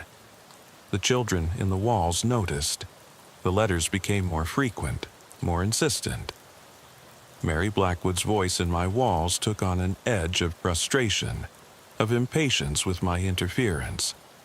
"You're not supposed to fight us, Detective Walsh," she said one night as I updated my records. "You're supposed to watch, to remember, to carry our names." Mrs. Henderson understood that. She never tried to stop us. Mrs. Henderson didn't know how big this was going to get, I replied to the darkness. She thought you were local, contained. She didn't know you were planning to call every child in the world. The world is full of lonely families, Detective Walsh. Parents who work too much, children who spend too much time alone, homes where people live together but never really connect. We offer them something better. We offer them forever. You offer them death. We offer them transformation, transcendence, freedom from the boundaries that keep families apart. Her voice was getting older, more sophisticated, carrying the weight of decades spent converting human connection into something else entirely. Time, space, distance, death, these things don't exist in the spaces between. Families can be together always, exactly as they were in their happiest moments. But they're not really together. They're not really anything. They're more together than they ever were in the real world. More connected, more complete. They exist as pure love, pure family, pure belonging. Isn't that what every parent wants for their children? Isn't that what every child dreams of? I thought about Emma Morrison's letters, about the joy in her crayon drawings, about the evident happiness of families who had found their way into the spaces between. Maybe Mary was right. Maybe what they offered was better than the alternative. Growing up, growing apart, growing old, losing the people you loved to time and distance, and the inevitable entropy of human connection. But I also thought about the families I'd managed to save. Children who were now teenagers, struggling with homework and first crushes, and all the messy complications of growing up in the real world. Parents who worried about college tuition and job security, and whether they were raising their children right. Normal problems, human problems, real problems. The scratching in my walls was getting more aggressive, more demanding. The children had been patient with me for almost a year, but their patience was wearing thin. The gathering was almost complete, and they needed their watcher to stop interfering and start accepting. "You can't save them all, Detective Walsh," Mary said. "You can't even save most of them. The calling is too strong now, too widespread. Soon it will reach every child at once, and then your little network of watchers won't matter anymore." When? Soon. When the great room is ready, when all the houses are connected, when the spaces between become larger than the spaces within. Halloween, Detective Walsh.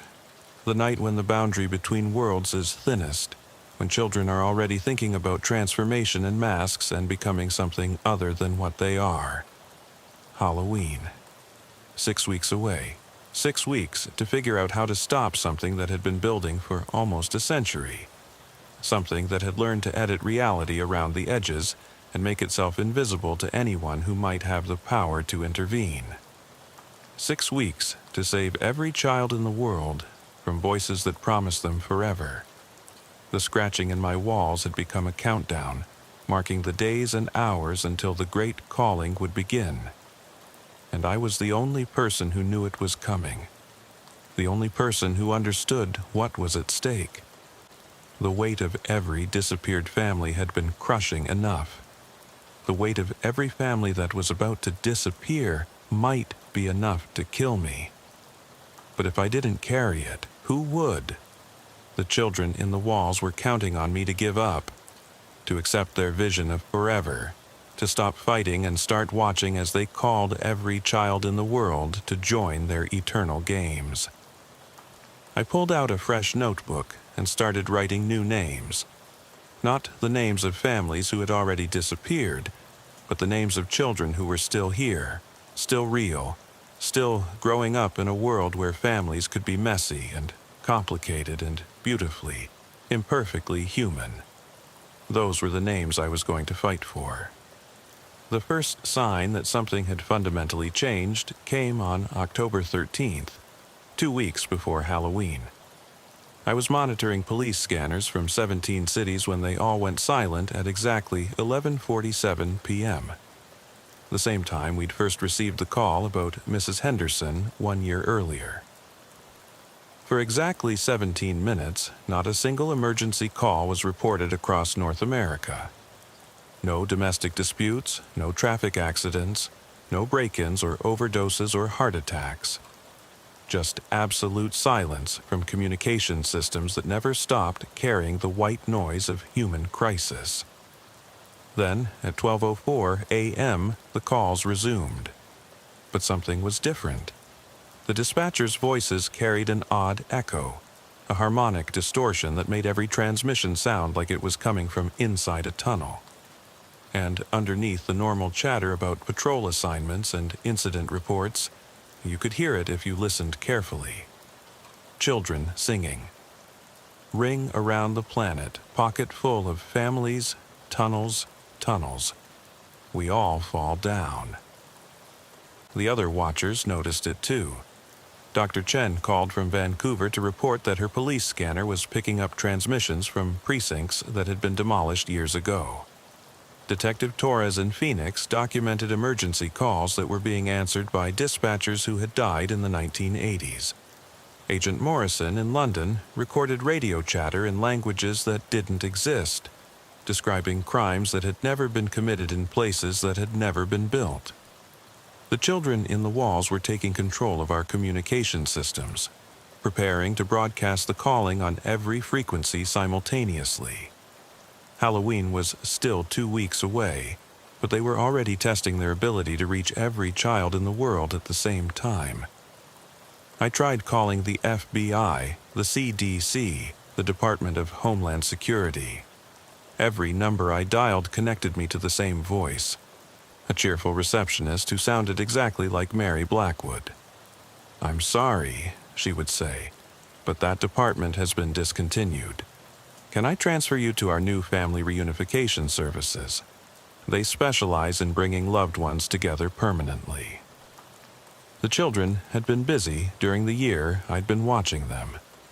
They hadn't just been collecting families, they'd been learning how our world worked, how our systems connected, how our infrastructure could be turned against us. They understood now that the real world was held together by networks of communication and trust, and they were systematically corrupting both. My contact with the other watchers became sporadic, then impossible. Phone calls connected to dead air or recordings of children's laughter. Emails bounced back with error messages written in crayon. The coded messages we'd hidden in classified ads were replaced by recruitment notices for something called the Forever Family Foundation, promising eternal togetherness for parents and children who were tired of growing apart. By October 20th, I was completely isolated. The last watcher, as far as I could tell, still operating in the real world. The others had either been cut off like me, or they'd given up and accepted the calling themselves. I had no way to know which. The voices in my walls were constant now, no longer limiting themselves to nighttime whispers. They spoke openly during the day, discussing preparations for the great calling with the casual efficiency of event planners organizing a wedding. "The transmission arrays are aligned," Mary Blackwood announced during one of their morning briefings. "Every radio, every television, every cell phone, every device that can carry sound will broadcast our song simultaneously. No child will be able to avoid hearing it." "What about the parents?" asked another voice, one I didn't recognize. "The adults who might try to stop their children from answering. The song will affect them too," Mary replied. "Not the same way. Adults are too closed off, too skeptical to hear the calling directly. But they'll feel the pull, the need to follow their children wherever they lead. Family bonds work both ways, after all." I spent my days trying to reach anyone who might listen, anyone who might be able to help. But the children had been thorough in their corruption of communication systems. Every call I made, every message I sent, every attempt to warn the outside world was intercepted and redirected. The only people who could still receive my communications were the families the children had already marked for collection. My warnings reached them clearly, but only strengthened their eventual decision to follow their children into the spaces between. They interpreted my frantic calls and letters as confirmation that something wonderful was about to happen, something that would unite all families forever. On October 25th, 6 days before Halloween, the children made their final preparations visible.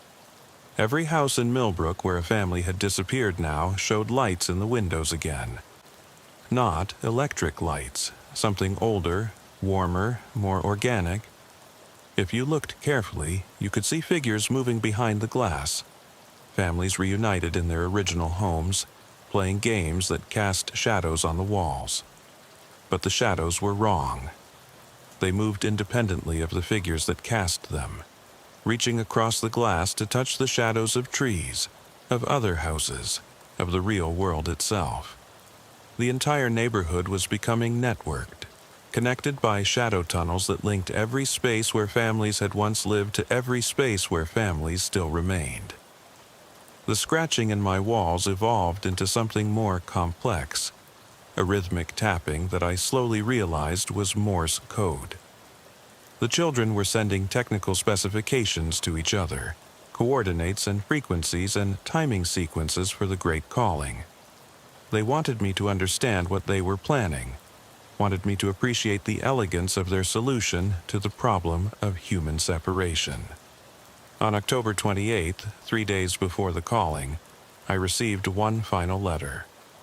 Not from the children this time, but from Mrs. Henderson herself. Dear Detective Walsh, it read in her familiar handwriting, I want you to know how proud I am of the work you've done this year. You've carried the weight better than I ever did, remembered more names, saved more families, but now it's time to let go. The children aren't evil, you know. They're not monsters or demons or anything supernatural. They're just lonely. They've been lonely for so long, existing in the spaces between moments, watching families grow apart and children grow up and parents grow old. They want what we all want. Connection, belonging, love that doesn't fade with time. Tomorrow night, every child in the world will hear their song, and every child will have to choose between growing up in a world where families eventually break apart, or staying forever in a place where love is permanent and connection is absolute. Most of them will choose forever. How could they not? What child wouldn't want to play eternal games with parents who never get tired, siblings who never fight, grandparents who never die? The ones who choose to stay in the real world will grow up to become the new watchers. They'll remember the families who chose forever, keep their names, carry their weight. The cycle will begin again, but gentler this time, kinder, with less separation between the watchers and the watched. You've done your job, Detective Walsh. You've kept our names, remembered our faces, carried our weight until your heart nearly broke from the responsibility. Now, let someone else carry it for a while. Come home, come play with us, come be part of a family that will never have to say goodbye. The letter was signed not just by Mrs. Henderson, but by every family I'd documented over the past year. Hundreds of signatures, thousands of names, all the people I'd watched disappear into the spaces between. All of them inviting me to join them. On October 30th, the day before Halloween, I made my decision. I gathered all my notebooks, all my records, all the evidence I'd collected over the past year. I loaded them into my car and drove to the Millbrook Public Library, where I used their photocopier to make dozens of copies of everything. Then I mailed the copies to addresses I'd memorized: police departments, newspapers, government agencies, random people whose names I'd picked from phone books. Most of the packages would never arrive, I knew. The children would intercept them, redirect them, ensure that their great calling happened without interference. But maybe a few would get through. Maybe someone, somewhere, would receive the evidence and understand what it meant, and be ready to become the next watcher when the cycle began again. After that, I drove home and sat in my living room, surrounded by the sound of children's voices in the walls, and waited for Halloween to begin. At exactly midnight on October 31st, every communication device in the world began broadcasting the same signal. Not just radios and televisions and cell phones, but also baby monitors and intercoms and electronic toys and anything else that could carry sound. The Great Calling had begun, and for the first time in over a year, I heard it clearly. Not the distorted echoes that had been leaking through walls and radios, but the actual song the children had been preparing for so long. It was beautiful. It was a lullaby and a hymn and a promise all wrapped together, sung by thousands of children's voices in perfect harmony. It spoke of families reunited, of love that transcended time and space, of games that never ended and connections that never broke. Every child in the world was hearing it now, and every child was making the same choice their siblings had made before them. Most of them said yes. I could feel it happening.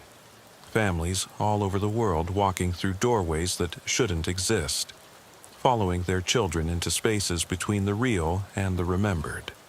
The walls of my house began to glow with warm light, and I could see openings forming, passages that led to rooms where familiar faces were waiting. Emma Morrison stood in one doorway, still 8 years old, still holding her crayons, but somehow older and wiser and infinitely patient. "Are you ready, Detective Walsh?" she asked. "Are you ready to come home?" I thought about Linda, who had left me because I'd become someone she didn't recognize. I thought about Sarah, who had transferred to the day shift and tried to forget everything we'd experienced together. I thought about the thousands of families whose names filled my notebooks, whose weight I'd been carrying for a year. I thought about the children who had chosen to stay in the real world, the ones who would grow up to become watchers themselves, the ones who would carry the next iteration of names and faces and disappeared families. The cycle would continue. It always did. There would always be someone to remember, someone to watch, someone to carry the weight. Just not me anymore. I stood up from my chair, walked toward the doorway where Emma Morrison was waiting, and stepped through into a space that existed between heartbeats, between breaths, between the moment when families are together and the moment when they begin to grow apart. Behind me, my notebooks remained scattered across the living room floor, filled with names and dates and stories that someone else would find eventually. Someone else would read them, understand them, and pick up the weight I was finally setting down. The cycle would begin again. But for now, for the first time in over a year, I was going to play games that never ended with families that never had to say goodbye.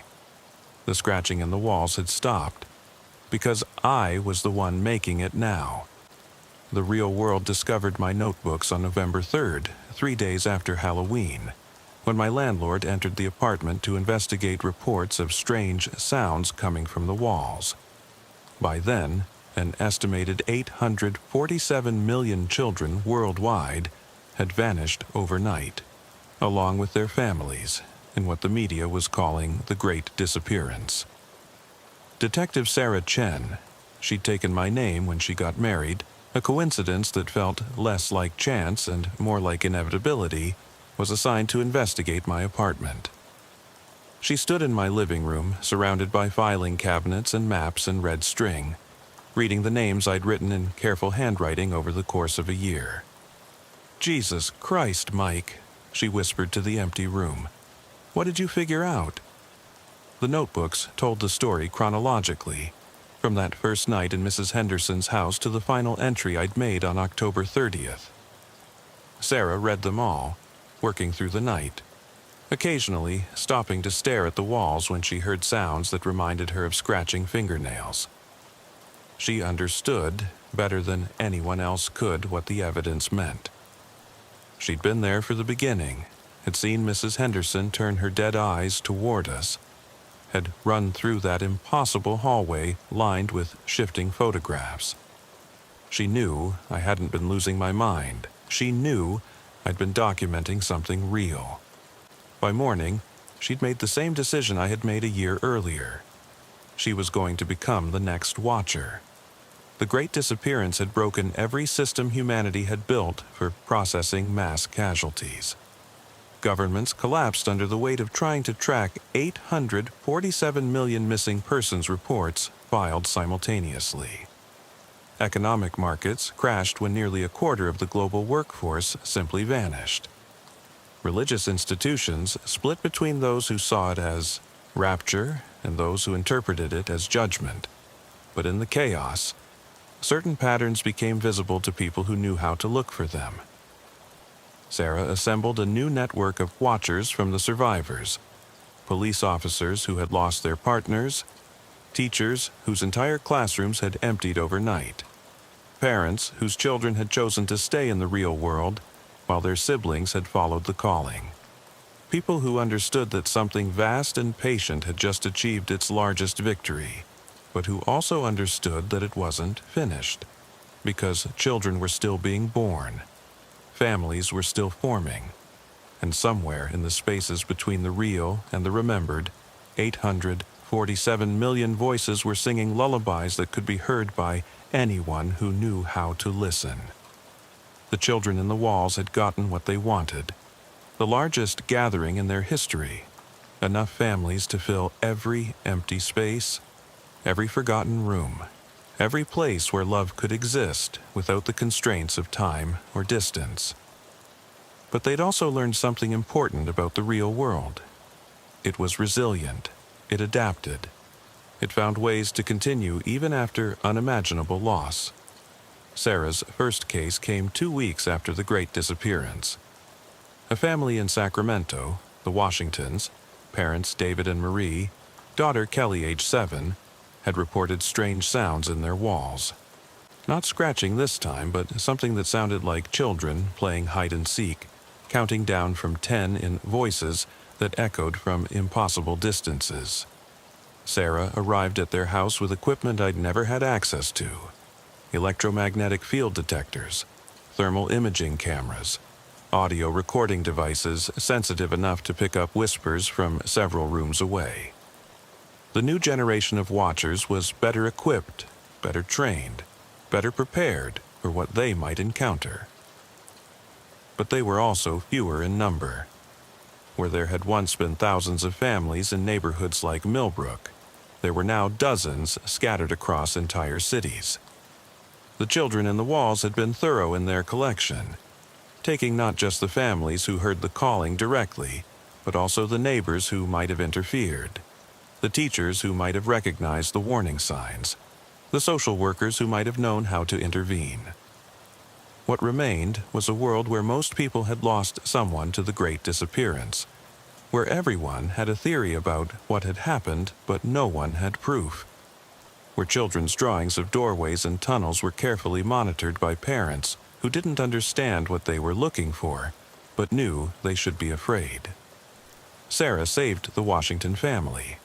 She arrived in time to hear the countdown in their walls, in time to evacuate them before the doorways opened, in time to document the exact moment when their house tried to transform itself into something that existed between the real and the remembered. Her report was the first official police document to acknowledge that the Great Disappearance had been caused by something that could be studied, tracked, and potentially prevented. It was buried immediately by departments that weren't ready to accept that reality could be edited by voices in walls. But it reached the right people: scientists who specialized in anomalous phenomena, military analysts who tracked unconventional threats, government officials who dealt with problems that officially didn't exist.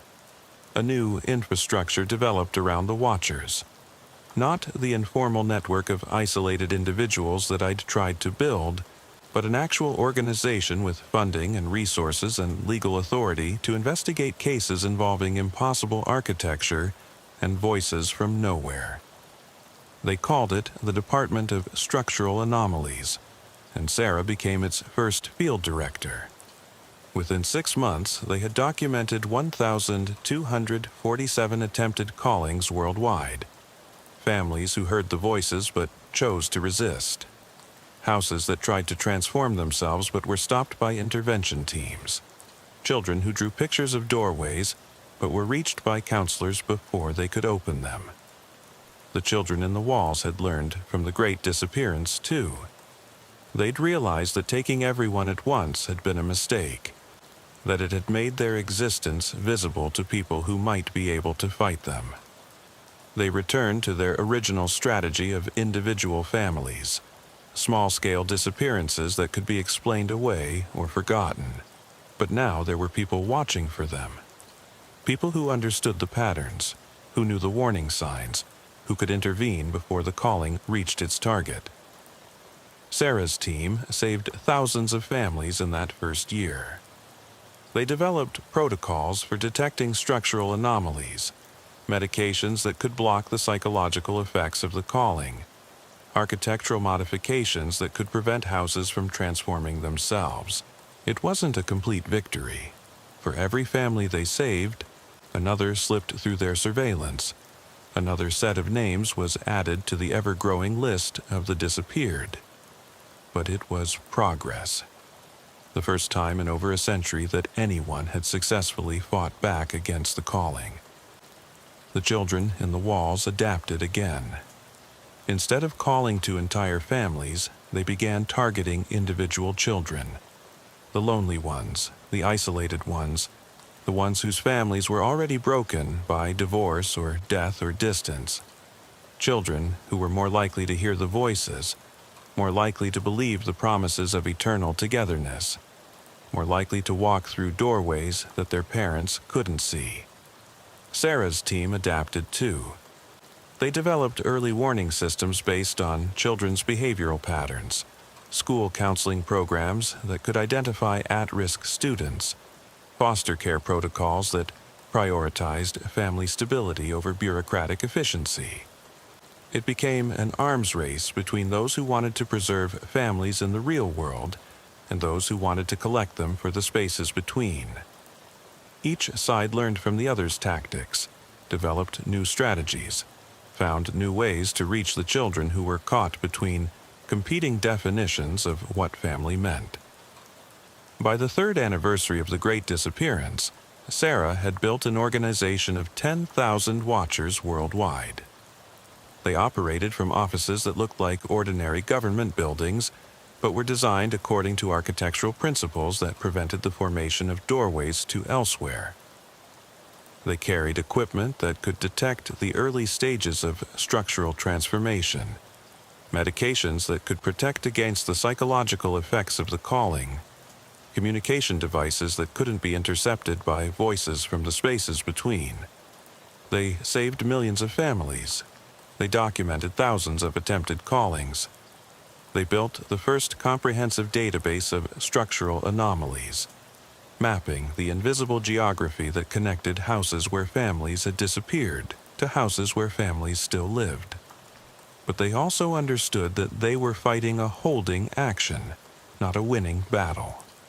The children in the walls were patient in ways that human organizations could never be. They could wait decades between attempts, could adapt to any defensive strategy given enough time, could always find new ways to reach children who needed to believe that families could be forever. Sarah's final report, filed on the 5th anniversary of the Great Disappearance, acknowledged this reality with the same brutal honesty I had tried to bring to my own documentation. "The calling cannot be stopped," she wrote. "It can be delayed, redirected, minimized, but not eliminated. It represents something fundamental about human nature, the desire for connection, for belonging, for love that transcends the limitations of time and space. What we can do is ensure that families understand the choice they're making. We can make sure they know that the real world, for all its flaws and limitations and heartbreaks, offers something that the spaces between cannot: growth, change, the possibility that love can evolve and deepen and become something more than it was. The children in the walls offer eternal togetherness.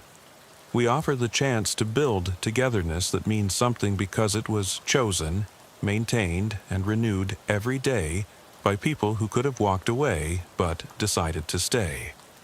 In the end, that might be enough. Not to win, but to ensure that the choice remains available to those who want to make it. Sarah retired from active duty that same year, but she didn't stop watching. None of us ever stop watching. Once you've seen the doorways, once you've heard the voices, once you've carried the weight of names and faces and families who trusted their children to lead them somewhere safe, you can never quite stop listening for the scratching in the walls.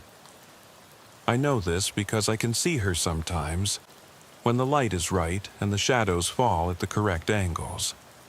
She's older now, gray-haired and tired, but still writing names in notebooks, still remembering families who chose the spaces between over the real world.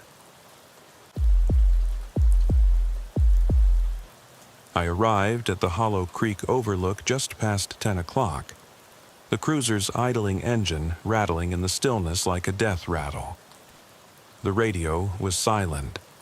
No dispatch traffic, no neighboring units answering routine check-ins, and for a moment, I let myself believe the night might pass without incident. My flashlight lay on the passenger seat, its battery half dead, the beam irregular, but it was better than nothing.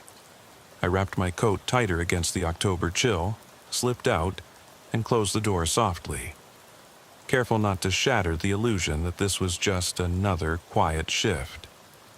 The overlook was perched on the edge of Morgan's Ridge, an old estate left to decay sometime in the late 1970s. Folks around town whispered that the original family line had died out in some scandal no one could remember clearly. An heir lost in a car wreck. A daughter who vanished into the woods. The mansion itself sat back from the ditch cut by the county road, hidden behind a forest of oaks and pines so thick you almost couldn't see it until you were within 20 yards. Tonight, half its windows were boarded, the rest shattered or clouded with grime. A single porch light flickered on a rusted sconce, its glow weak as if struggling not to go out. I clicked on my flashlight and swept the beam across the cracked asphalt of the long driveway, counting the potholes that had formed in circles. Somewhere mice and snakes made their nests. I radioed dispatch. Unit 12 checking in at Hollow Creek. No movement yet, over.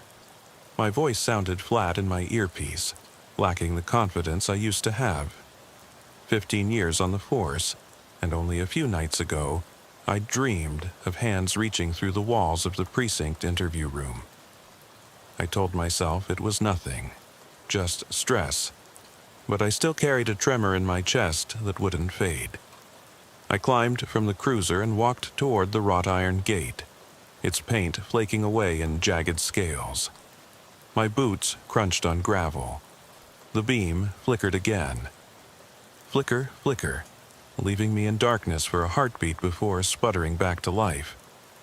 I hated that. It made me feel exposed. I tapped the flashlight against my palm, heard the hollow ring, and cursed under my breath. I'd need to rely on my service weapon if things went south, but the last time I'd fired a round, it still haunted me. A suspect had come at me swinging a crowbar, and the kid had died with blood flooding the hallway tiles. I still saw his eyes. Beyond the gate, I moved down the overgrown walkway toward the front door. The house rose like a wounded thing, its stone pillars pitted by time and vines. The wood paneling around the door was splintered, as though someone had tried to break in and given up. I pressed my ear to the surface and listened. Nothing. No creak of floorboards, no rustle of animal in the walls. But then, a faint thump, like footsteps upstairs. I tightened my grip on the mag light and keyed my mic. Dispatch, I think I've got movement on the second floor. Advise backup, possible trespasser. My words crackled through the static, and I heard the faint buzz of dispatch acknowledging. Good. I needed someone to blame if this went wrong. I stepped inside. The door gave way with a groan that echoed into the foyer. The air was heavy with rot and a sweetness I couldn't place, like decaying flowers mixed with old sugar. My flashlight beam cut through the dust motes, revealing a grand staircase winding upward, its banister a twisted relic of mahogany that had turned gray. Wallpaper peeled from the walls in tatters. On the floor lay broken picture frames and fragments of porcelain vases. I recognized the outline of a family portrait. A father in uniform, his arm around a young woman in a white dress, her eyes glassy with forced happiness. I swallowed and advanced. Every nerve in my body screamed to turn back. The beam swept left to the parlor, where the remains of a piano sat collapsed, keys yellowed and cracked. I remembered childhood stories about the Whitmore mansion south of here. How late at night people heard piano music when no one was there. The thought made my skin crawl, but tonight it was just this place, this Hollow Creek estate, and maybe a stray cat. I pressed on, one foot in front of the other. Halfway down the hallway, I noticed footprints in the dust, bare, small, like a child's. They trailed toward a door marked library. My pulse caught. How often do kids wander abandoned mansions? Not often. I eased the door open, its hinges shrieked like a tortured soul. Inside, shelves once grand sagged under the weight of rot. A single book lay face down on a table, a pattern of shadows by some author I didn't recognize.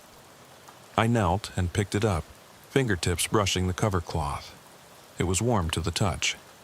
My heart hammered. Nothing in this house should have warmth. Then, a whisper through my earpiece, low and urgent. "Stay away," it said. Just those two words, followed by static. I jerked the radio away from my ear. Channel 4 was silent.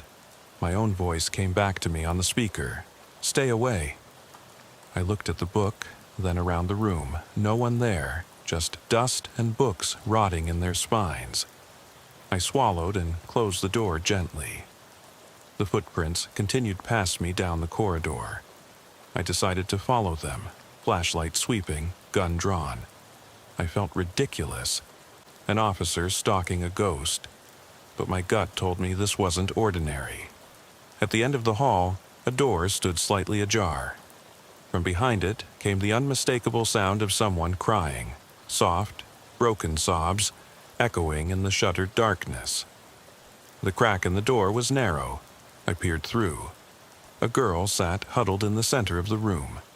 She wore an old-fashioned nightgown, and her hair hung in wet strands over her face.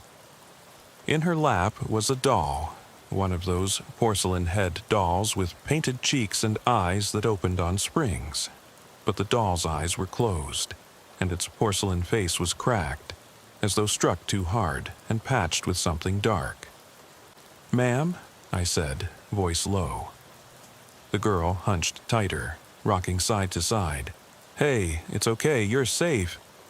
My words died on my tongue. The light from my beam played across the wall behind her, and I saw words scratched into the plaster. "Help me." The letters jagged, uneven, half erased by time. Beneath that, something newer. "You're next." The words oozed dread I could taste. The girl looked up. Her eyes were empty pits, blacker than the dark around her. She tilted her head and whispered, voice childish but distant, "They come for you." Her mouth didn't move in sync with the voice that echoed in my radio. "Don't turn around." I spun, maglite swinging, into empty air and felt a cold hand brush my shoulder. I yanked free, momentarily blinded by the beam. Then I heard it, soft giggling, like the ringing of broken bells. The room door slammed shut behind me. I froze, heart in my throat, and slowly turned back to the girl, only she was gone. The doll lay shattered on the floor, porcelain shards scattered like bones. My radio crackled. "Dispatch, Unit 12, you still with us?" I squeezed the mic. I'm still here. Something's wrong. I need..." Static swallowed my words. Then a scream, my own voice, screaming, echoed through the receiver. I stumbled back, dropping the maglite. Darkness swallowed me whole as I fumbled for my weapon. Above me, the house groaned. The lights in the corridor flickered on for a heartbeat, illuminating the footprints now running back toward the foyer, as though someone, or something, was fleeing. The beam from my fallen flashlight sputtered and died. I raised my pistol into pitch black. My breath caught, and I felt that same sweetness in the air, thick as syrup. Then, unmistakably, a child's laughter, gleeful, mocking, drifted down from the ceiling, closer now, circling me in the silence. And in that instant I realized I should have left the moment I heard the whisper on the radio. But it was too late to turn back. Something was here with me, and it wasn't going to let me go without a fight. I stumbled backward, heart hammering so hard I could almost feel it in my throat. The laughter swelled around me, a dozen childish voices overlapping, coming from the walls, the ceiling, everywhere at once. My finger tightened on the trigger, knuckles white. I clicked the safety off and swept the beam of my spare light across the floor, only to realize it lay broken where I'd dropped it. Darkness pressed in, thick and suffocating. I forced myself to move, one careful step at a time, following the faint scuff of those footprints, the ones that led in and out of the library room. I had to find an exit, had to get out before whatever this was closed in on me. My boot caught on a splintered board. I nearly fell. When I righted myself, I saw, scrawled in fresh chalk on the floorboards, a single word: wait. The letters were large, uneven, drawn by a hand that trembled with panic. I swallowed. Wait for what? My radio crackled again, a garbled mess of static and half-words. I keyed the mic. "Dispatch, Unit 12, do you copy?" My own voice sounded hollow. Static surged, then subsided long enough for a whisper to slip through. "Don't come back." The words were the same as before, but now there were more. Faint syllables tangled in the hiss, like an echo chamber of countless voices. "Run," it said, "or stay forever." I raised my pistol and yelled into the darkness, "Show yourself!" My voice cracked on the last word. Silence answered. Then footsteps, light, deliberate, skirting around me in a slow circle. I spun, muzzle swinging, but found nothing. My flashlight's dying battery flickered one last time, revealing at the edge of its glow a little girl's doll, seated on the stairs. Her ceramic face was intact now, but her eyes were open, glassy, reflecting a light I didn't have. Her painted lips curved in a smile that felt like a trap. I swallowed hard and forced myself up the staircase. Each step creaked under my weight. The doll remained on the bottom tread, unmoving, as though guarding the path. Halfway up, the beam caught another message on the wall, this time written in what looked like charcoal. "You forgot us." My breath caught. Who was us? I'd seen no faces, heard only whispers. Yet here, in this house, everything was pointing at me, accusing, reminding. At the top of the stairs, the hallway stretched away, lined with doors. One on the left was cracked. A sliver of dim orange light glowed beneath. I inched closer, pistol trembling, and pushed the door open. Inside, an old nursery, peeling pastel wallpaper patterned with lambs, a toppled rocking horse lying on its side. There, in the center of the room, a tiny bed with white sheets, pristine, unwrinkled, and the faint smell of perfume hung in the air. I stepped forward, beam sweeping the mattress. On it lay a handkerchief, embroidered with initials, M.W. I recognized them immediately. Morgan Whitmore. The original owner's daughter vanished decades ago. My mind spun. If she'd vanished here, was this where she died? Or was she still here, in some twisted half-life? I lifted the handkerchief, fingertips brushing the silky fabric. It was stained, not with blood, but something darker, an oily residue that clung to my glove. I pressed the cloth to my nose. The scent was sweet, floral, and sickening. I heard a whisper behind me. "Wear it." I spun, but no one stood there. My chest tightened. I could feel sweat beating at my temples despite the cold. I folded the handkerchief into my coat pocket. I needed to keep moving, needed to find the front door and get whatever evidence I could back to the station. A sudden crash roared through the house like furniture overturned. The ceiling above groaned, and a shower of dust rained down. I ducked instinctively. When I looked up, the ceiling panel nearest the nursery door sagged, splitting open to reveal darkness yawning above. From that void, a low, keening wail echoed, half human, half mechanical, an inhuman lament that rattled my teeth. I imagined splinters of plaster falling to my shoulders. Then the wail cut off mid-scream and silence returned, so complete it felt oppressive.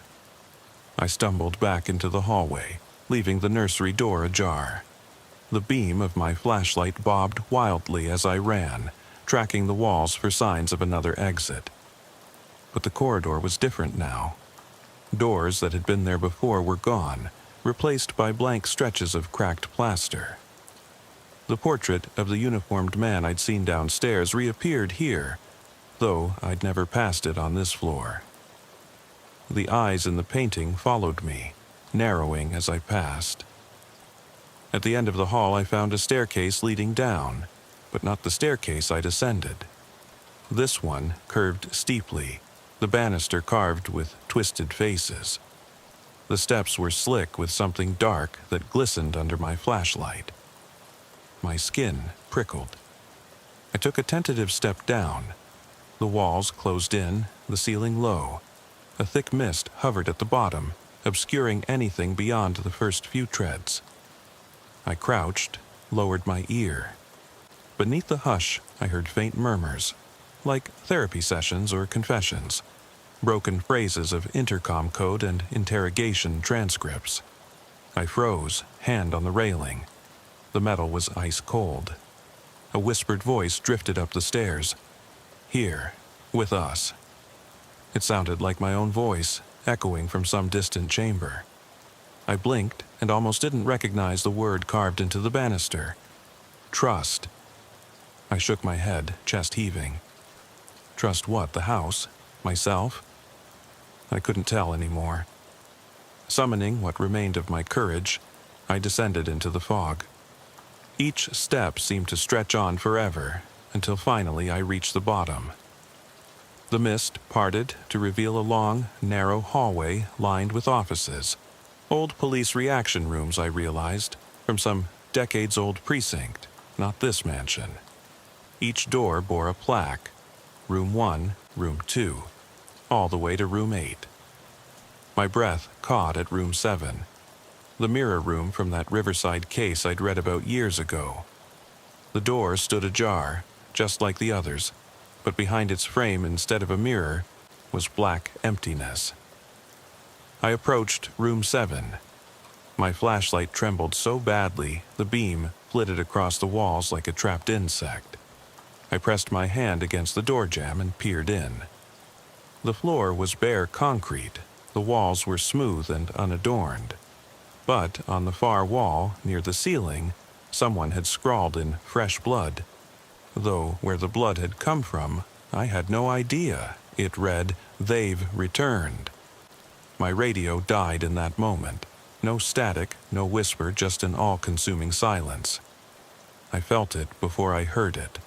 A low hum, steadily rising in pitch until it filled my skull. My fingers bled where I'd pressed them against the door.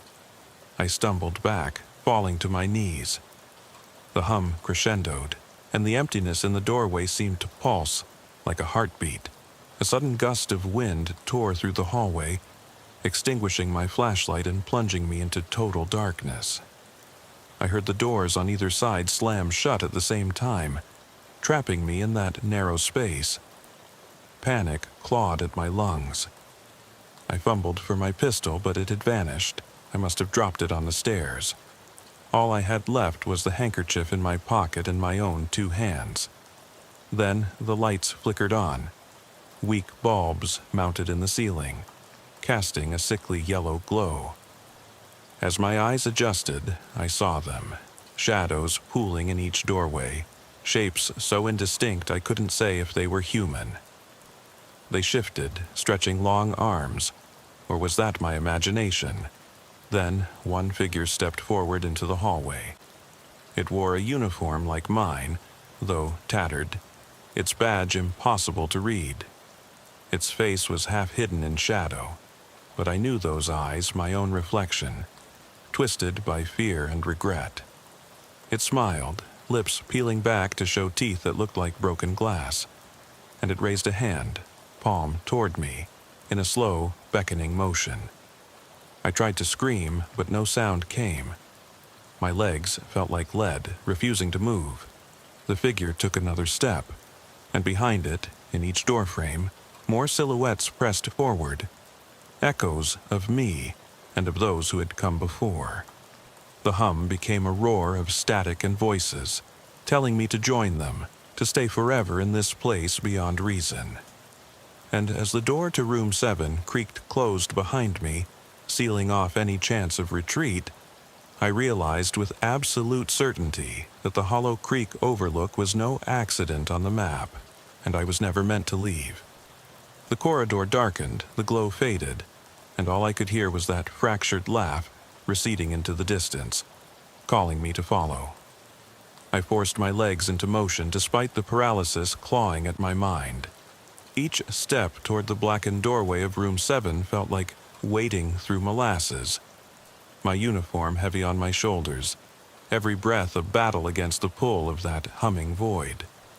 The silhouettes waiting in the doorways beyond were impossibly tall, limbs elongated like the shadows you see when the sun's too low and your mind's too tired. Their forms flickered at the edges, as though reality itself was trying and failing to hold them together. I reached the threshold and paused. My chest trembled, pistol still missing, maglite dead in my pocket. I clutched the handkerchief, the initials MW pressed into the silk like a mocking invitation. The residue on my glove burned against my skin, a reminder of the nursery, of the girl's whisper. I thought of her crying, her voice echoing, "They come for you." I swallowed hard, then stepped inside. The air in room 7 was colder than any winter night I'd ever faced. Cold enough to see my breath, cold enough to make the hairs on my arms stand straight up. My feet sank into something damp. Water? No, it was thicker, like slurry. Mud, mixed with something dark that clung to my boots and tried to pull me in. I looked down and saw footprints leading into the center of the room, then continuing through a gash in the concrete floor. The gash was new, jagged, as though the house itself had torn open under strain. From that fissure rose a light, weak, pulsating the color of bruised flesh. I leaned forward, eyes narrowing. Inside, I saw a spiral of stairs leading downward, curving into an abyss that tasted of regret and sorrow. Behind me, the door slammed shut with a force that rattled the walls. I spun, heart slamming, but no one stood there, just empty door. The hum swelled, and I covered my ears, but the sound came from inside my skull, each pulse of noise cracking across my eardrums like breaking glass. I staggered, pressed my back to the wall, and slid down until I sat in the slurry, the fibers of my uniform damp and cold against my skin. I pressed my palms to my temples, tried to make it stop, anything to shut it out. Then, unmistakably, over the roar, a voice. Soft, distant, and achingly familiar. My own voice, reading from an old police report. The subject exhibits signs of auditory hallucinations, reports voices commanding movement, it said. Then another voice, the same but warped. "You forgot us." And another, "Come home." The echo grew until it was a chorus, filling every corner of my mind. I trembled, head in my hands. Was this what I'd been chasing? A memory? A coded warning? I thought of the kid I'd shot. Cold metal of the taser, the weight of his lifeless body in my arms. I thought of the suspects who'd clawed for mercy, the nights I couldn't sleep. This house was a mirror, reflecting every guilt and regret I'd tucked away. But I needed more than reflection. I needed escape. Gathering myself, I crawled to the edge of the fissure. The steps downward beckoned, the bruised fleshlight pulsing in welcome. My handkerchief was cold in my pocket. I pressed my thumb to the initials. Thought of Morgan Whitmore, her doll, her handkerchief, and wondered if she had been here, in these subterranean levels, waiting all this time. My training screamed at me to turn back. My gut said, keep going. I climbed to my feet and stepped onto the first stair. It moaned under my weight. With each descent, the hum deepened, vibrating through my boots, up my legs, twisting my spine. The walls closed in, slick with condensation, carved with names, officers who'd come before, etched into stone. R. Hayes, D. Torres, M. Reed. My breath caught. These were real people I knew. Some had left the force. Others were grieving survivors of this same corridor. I pressed on, reading each name as though the very act kept me tethered to reality. At the bottom, I stumbled into a vast chamber ringed with observation windows. Beyond each pane, dark silhouettes pressed close, features indistinct, faces melting into shadow. In the center stood an elevator, old, stainless steel tarnished to black. Its doors were ajar, revealing a small interior lined with mirrors. Mirrors that reflected not me, but the peeling wallpaper of the nursery, the broken doll, the child's empty eyes. I approached, the voices ebbing into a hush as I neared. The elevator floor was littered with fragments of what looked like family photos. Smiling faces burned and sliced, edges curled and blackened. I picked up one piece, my own face, cropped at the jawline, eyes scratched away. I dropped it, and the hum returned, low and insistent. Without thinking, I stepped into the elevator. The doors groaned closed behind me. Inside, the mirrors rippled as though warm breath pressed against them, distorting my reflection into dozens of me. Tired, fearful, broken. My heart pounded. The control panel bore only one button, a red circle with no label. I pressed it. The elevator lurched downward. No indicator lights, no hum of machinery, just the rain of footsteps that circled the compartment as the doors slid apart. Outside was a corridor bathed in darkness so absolute I almost couldn't see the threshold. In that darkness, the whisper came again. Welcome home. I raised my handkerchief, held it to my face.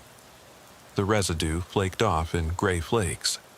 I realized I'd never felt more alive. The corridor stretched out, lined with cell doors. Beyond them, muffled voices, cries, confessions, laughter, pleading. I could see shapes moving behind the bars. They looked like me, like the silhouettes upstairs, but always just beyond reach. I turned to step forward, and the door behind me slammed shut. The elevator vanished. My arm jerked back. My hand went reflexively to my belt, where my service taser should have been. It wasn't. I patted my pockets, empty. I was unarmed, alone, inside some forgotten artery of this place that shouldn't exist. Then I heard it. A slow, deliberate footsteps, approaching from the end of the corridor. Not multiple footsteps, but one pair, heavy, measured. I trained my empty hand where I'd last felt the weight of my pistol. Each footfall echoed. The door at the corridor's end scraped open, and a figure stepped out. It wore a sheriff's uniform, blue shirt, badge brilliant silver in the gloom. Its boots were polished to a mirror sheen, but its face was nothing but a void. No skin, no features, just darkness where bone should be. It tilted its head, and I felt a pull in my gut like being sucked toward a void. I took a shaky breath. "Who are you?" I managed to croak. No answer. The figure lifted a hand, fingers curved in invitation. I wanted to run, but my feet were rooted. The corridor behind me glowed dimly, and I saw dozens of faces pressed against the bars. My reflection, their eyes glassy with accusation. The figure stepped closer. Its movements were fluid. almost graceful, but utterly alien. I tried again. I'm a cop. My words died. The figure raised its hand again, and in that motion, I heard the echo of every voice I'd ever silenced, every cry I'd ignored, every regret I'd buried. In that moment, I realized there was no escape. The Hollow Creek overlook had claimed me, stitched my sorrow into its walls, and as the void of that face opened into a blackness deeper than night, I understood the truth. I had become as lost as the girl in the library, as broken as the officers whose names were etched into the stairwell.